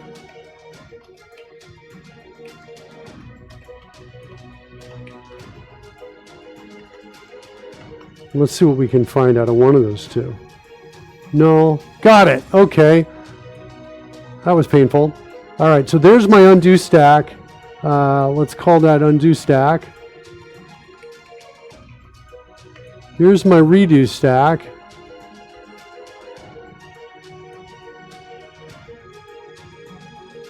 I'm going to need to rename some stuff here. Let's use an uppercase S here. Okay, this one I'm going to...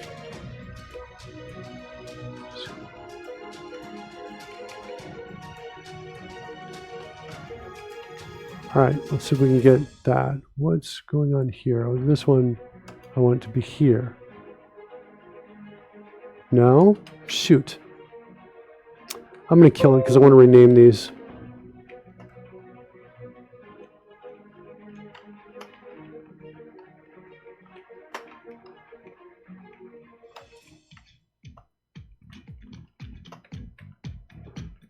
Okay. Now we get those two. We also need to, there's other data inside of here that seems somewhat important to save. All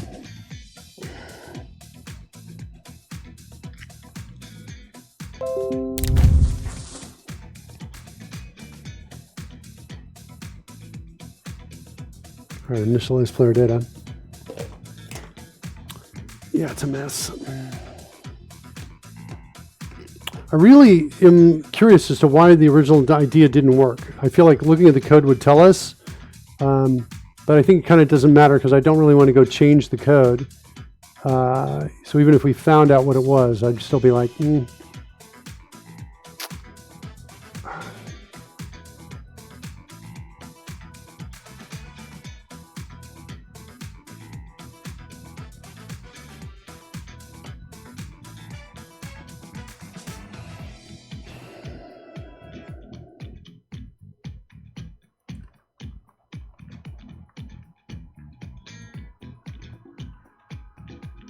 Okay.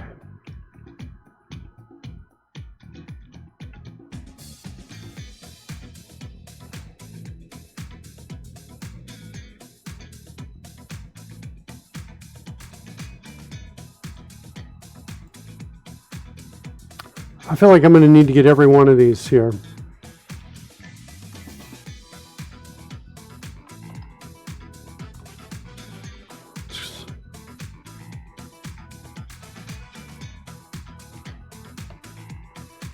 Who knew that caching could be so...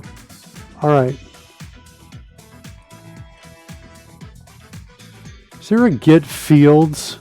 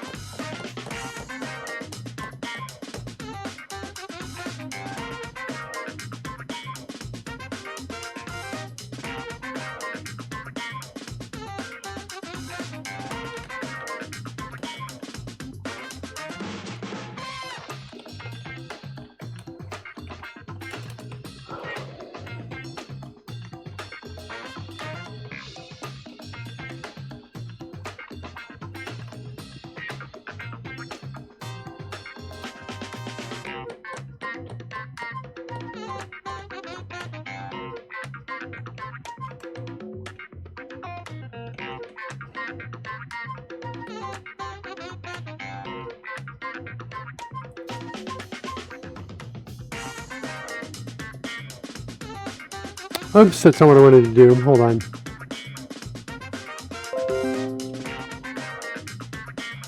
hold on.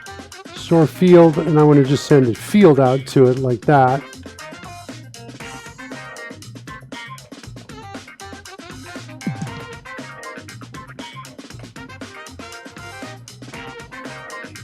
So here's my store field call. Set a breakpoint there.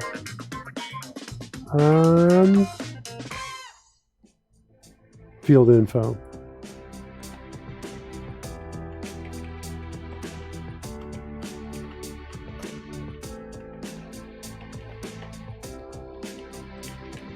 Then I think I want to, I need a new dictionary of string indexed objects. Is what I need. And this is going to be my saved vars. Like that. Save state, I think I like better. Okay, we're going to put those in here with the exception of our 2 queues for the undo and the redo stack. Those we're just going to build. That's what we're going to do. And we're going to save those. Got a raid. Steve Smith raiding with Marty of 11. How you doing, buddy? Raid. You know what we do in the raid, kids? Got this brand new.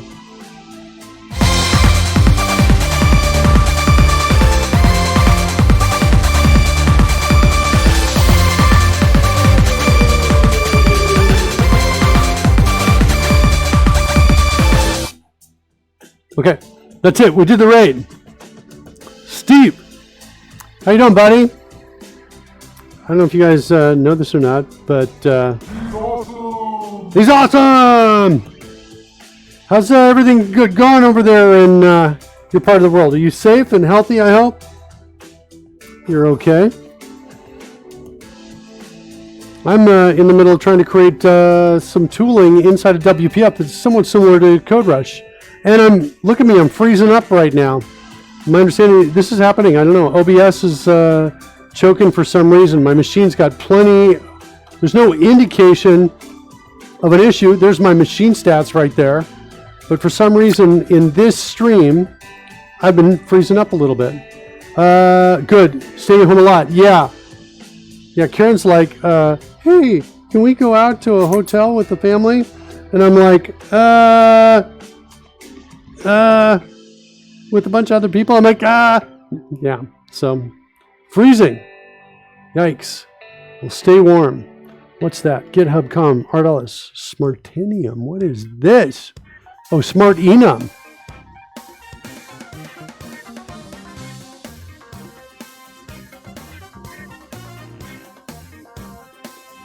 What? Is that what you did? Steve, is that what you're working on?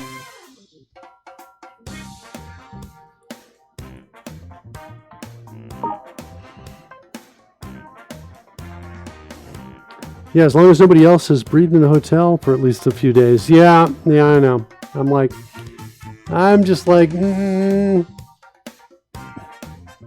All right, so let's see what's going on here. Sealed class, test enum. 1, 2, 3.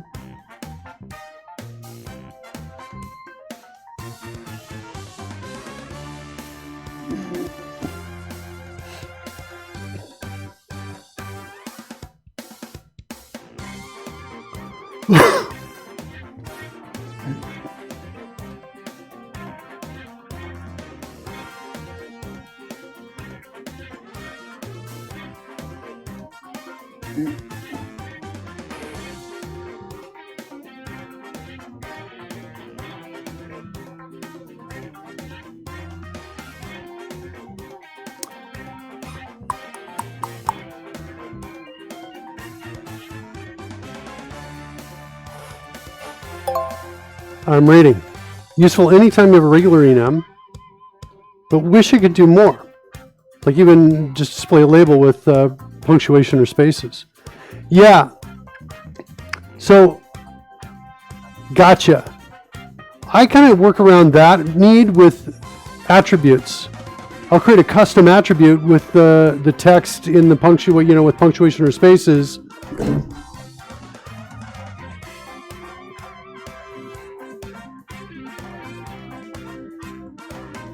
Yeah, no, I get that, Steve. I totally get it. Enums are often a sign of the primitive obsession code smell, which you'll see if you have lots of switches and if statements around them. Yeah, no, I kind of get it. I kind of get it.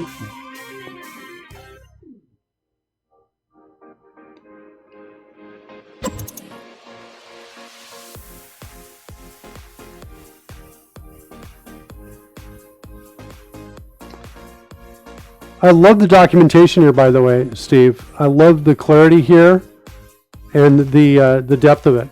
Very cool. Thanks for that post. Okay, let's go back, see if we can recover. We're in the middle of a big mess here. Let's run it again. A big mess.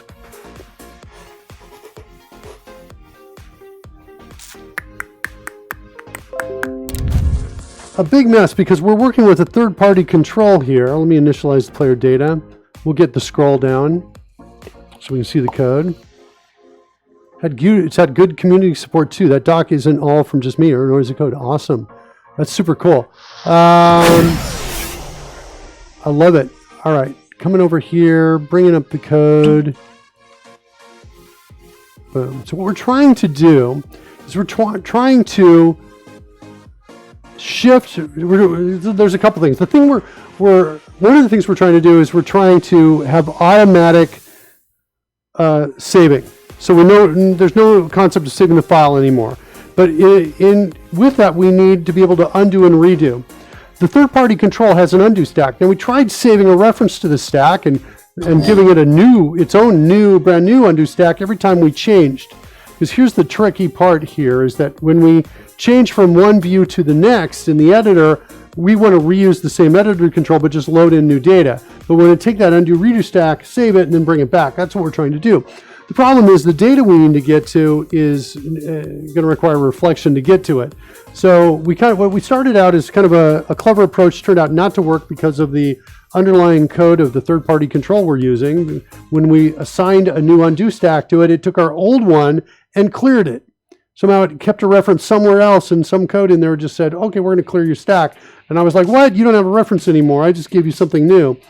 So at any rate, we're trying this now. So we're kind of hacking our way in here using reflection to get all the data from the stack, that undo stack that's coming in here. And that data, guess what, is non-public. So we're in reflection. Reflection, basically, we're going to make a call to get the fields right here. That get the fields is going to give us something that's going to look like all of this. Then we're going to, for each one of those, we're going to call store field. My intention is to stick it in this dictionary unless it's one of the two queues, the undo stack or the redo stack, in which case I'm going to throw it here. That's what I'm going to do. Clone it, do whatever I can to get it over. It's not pretty at all. I'm not happy with it. And because I'm not happy, if I get into any significant blocks, I think I'm just going to punt, walk away from the whole idea of trying to solve the problem this way. Maybe put an issue out in for Avalon Edit. All right, so here we go. We're getting a field coming in here. The field info has probably got a name in it. Yep, there's the state is what it's called. Cool. And it's got a value, or we can probably call get value on it. Oops, guess who forgot to pass in the instance as well?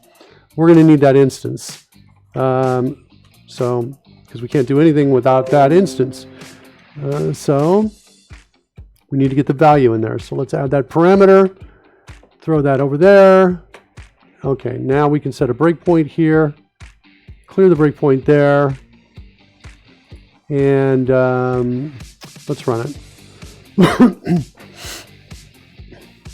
Okay, see you later, Steve. You have fun too.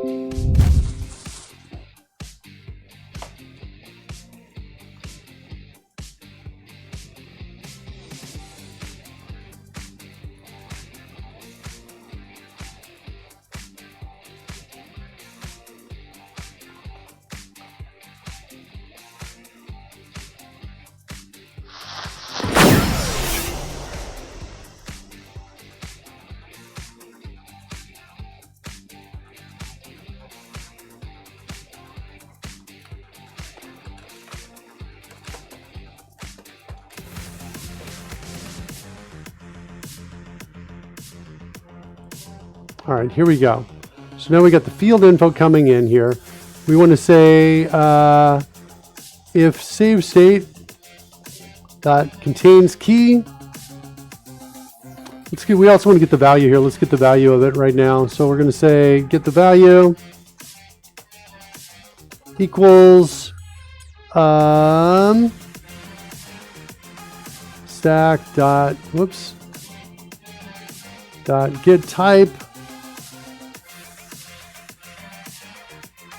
dot I just want to see what happens when I do the dot there. Good.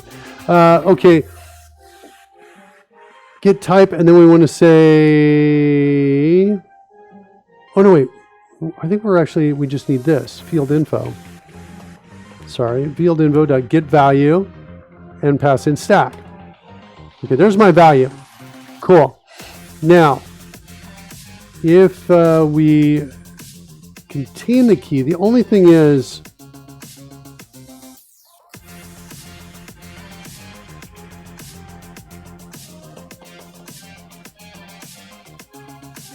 yeah, I think it held multiple references. It had to have multiple references to the undo stack. That's the only thing that makes sense in terms of why it was clearing it out after we reassigned it. I'm wondering if we might get lucky though with the undo stacks and the redo stacks, if these themselves might not have multiple references, in which case we could come in, not have to do anything special and just save the full reference to it. If it contains the key, that's unusual, but if it does, that's unexpected, but if it does, I'm going to just simply assign it to the value. Otherwise, I'm going to say save state dot add value.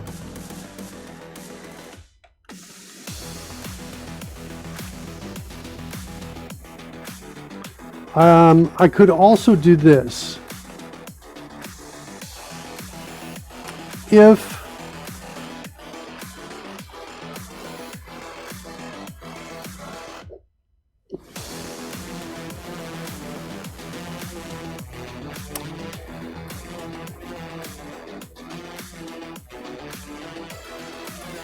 it's undo stack, then I'm going to call store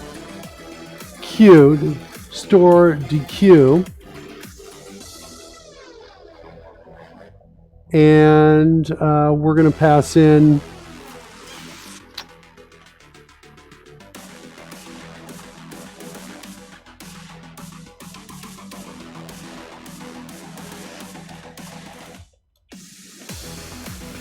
and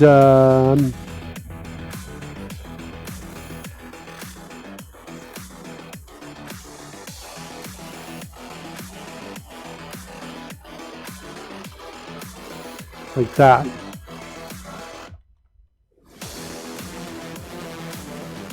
So we might have this special handling in here. This is kind of what feels, that's my intuition on this. Here's my redo stack. Just to clear that. And I'm frozen again. Sorry about that, kids.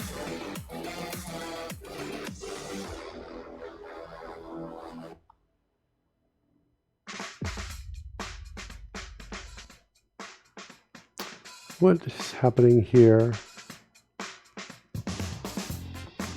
Oh, I'm sorry.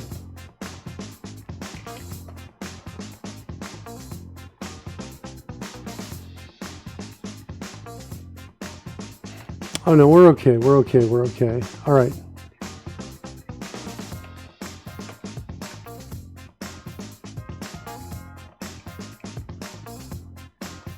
So the first one is going to be our receiving stack.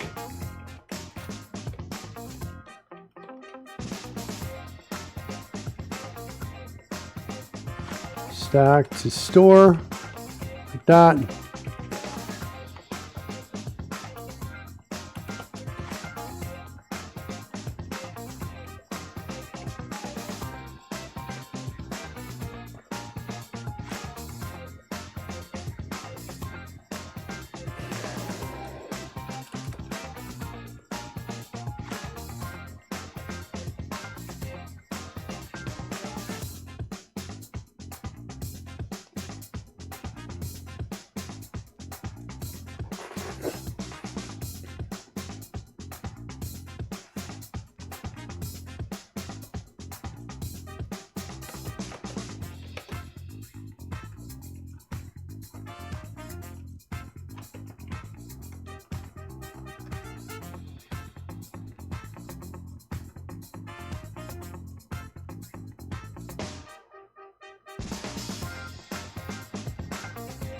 Oh, I'm not. Just.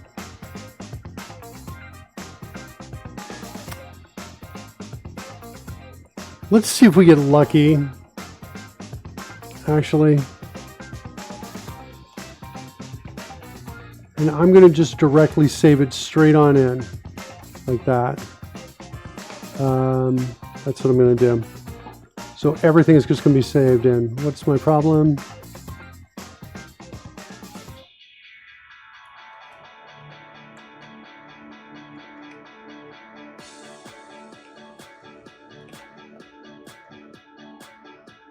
Go in now. All right. So there's my state.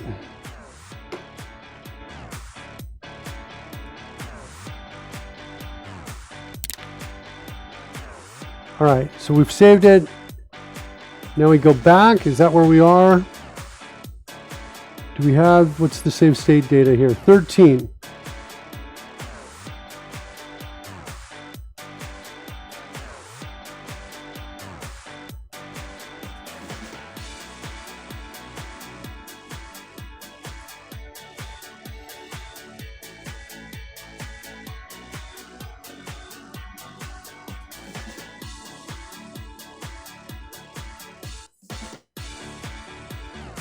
Yeah, both values are 0.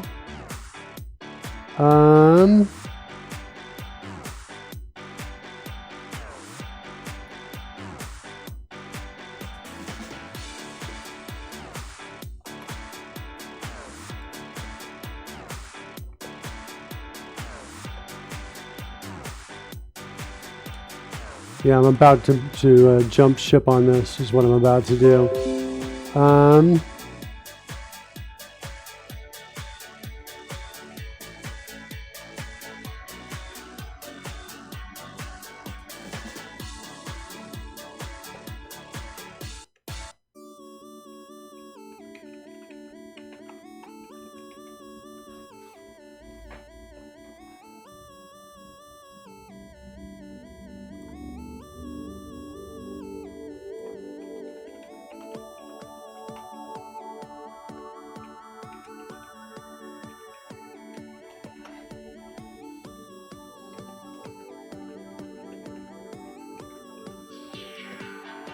I think we're going to have to clone the actual lists. I think storing a reference to them will not solve the problem again because we just don't know what's happening down below. It looked like it was cleared. I'm going to double check that one more time after we do this.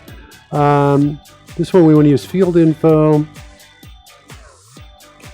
dot set value stack and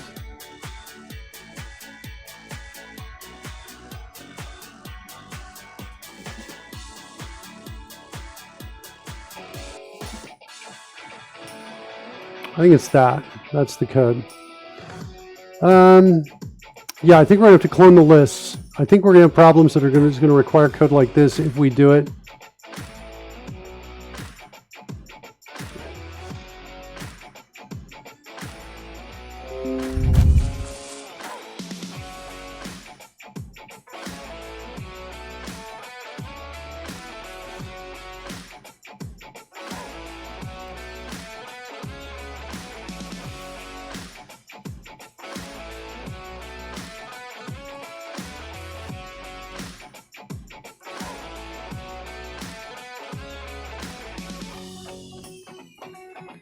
Okay, 1, 2, 3, 4, 5. Should be 10 entries because of the spaces between each one.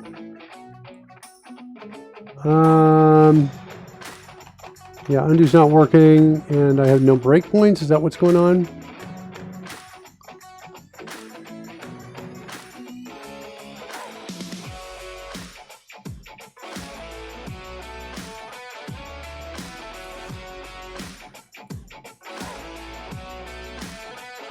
Six, 7, 8. Step away.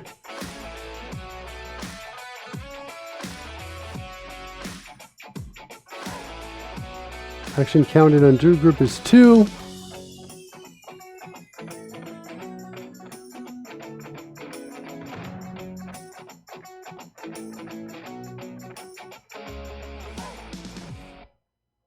do stack has got 3 elements in it.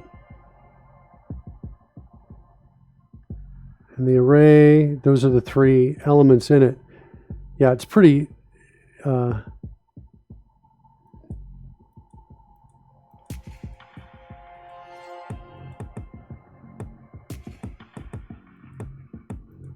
that's pretty intense in terms of what's here. So state is 0. Set breakpoint here. There's the undo stack, redo stack, size limit, undo depth, actually undo count, all of those pieces coming through. So this data is all looking good. I just think it's the reference to the undo stack is possibly shared down below. This is the restore. We'll set a breakpoint there. I think we're going to see so we do have some stuff here as well. It's saved. Okay, and then back over to this one. And now what do we got? Oh, we're storing the old one, sorry. Let's clear this breakpoint run. Here's the restore. Now I'm hoping to see some of the values we saw before. Size limit, undo group depth, yeah. Optional action count. Yeah, I think I'm going to have to give this some thought in terms of how important is the feature. Do I want to implement it or not? That sort of thing. I'm backing out, I think, as of now on that in terms of saving and restoring it.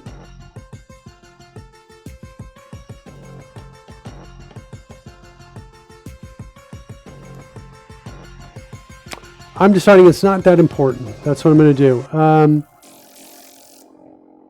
What do we got for time? I'm going to stop the show. We'll work on caching. We'll continue that on Tuesday. I want to say thanks to everybody for hanging out and being here. Who's out there? InstaFluff.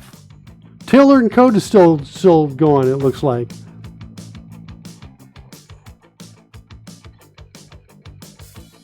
Let's take a look at the preview. What's going on?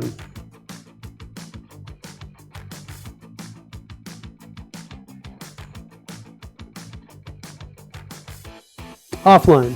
Okay, Taylor and Code's not still going. Well, we got an InstaFluff. InstaFluff's going. We're going to rate InstaFluff, kids. Let's do that. Thanks so much.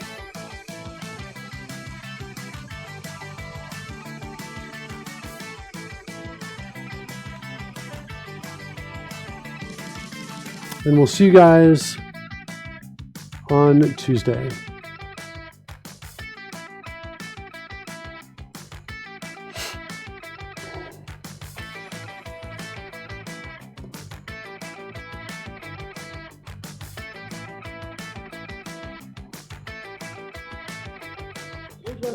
How are you doing? Happy Friday. Thank you for the very thank you for coming in. I hope you're having a wonderful day today. We've been using the Microsoft Azure video indexer. Oh gosh, we should try this. This could be really cool. You can use this for driving hunters VMD videos and episodes. And Dirk, how are you doing? How's it going? This is so awesome. Because so basically what you do is you just upload a video, and then you just click here and upload a video, and we learned that it needs to be in MP4 format, and then we ran it on cartoons, like really old school cartoons like this, and it does transcripts. I'm trying to do some brain work. I'm trying to do some very good. And it figures out sentiments and topics and labels and themes and characters, it detects characters and images. And so then we tried it on our own clips. We even did a clip section. Clip section is this. And so this is amazing. It's amazing. You guys check out the website already if you haven't already. What a land. Yeah. This is so new. They have sample videos where they take the interviews.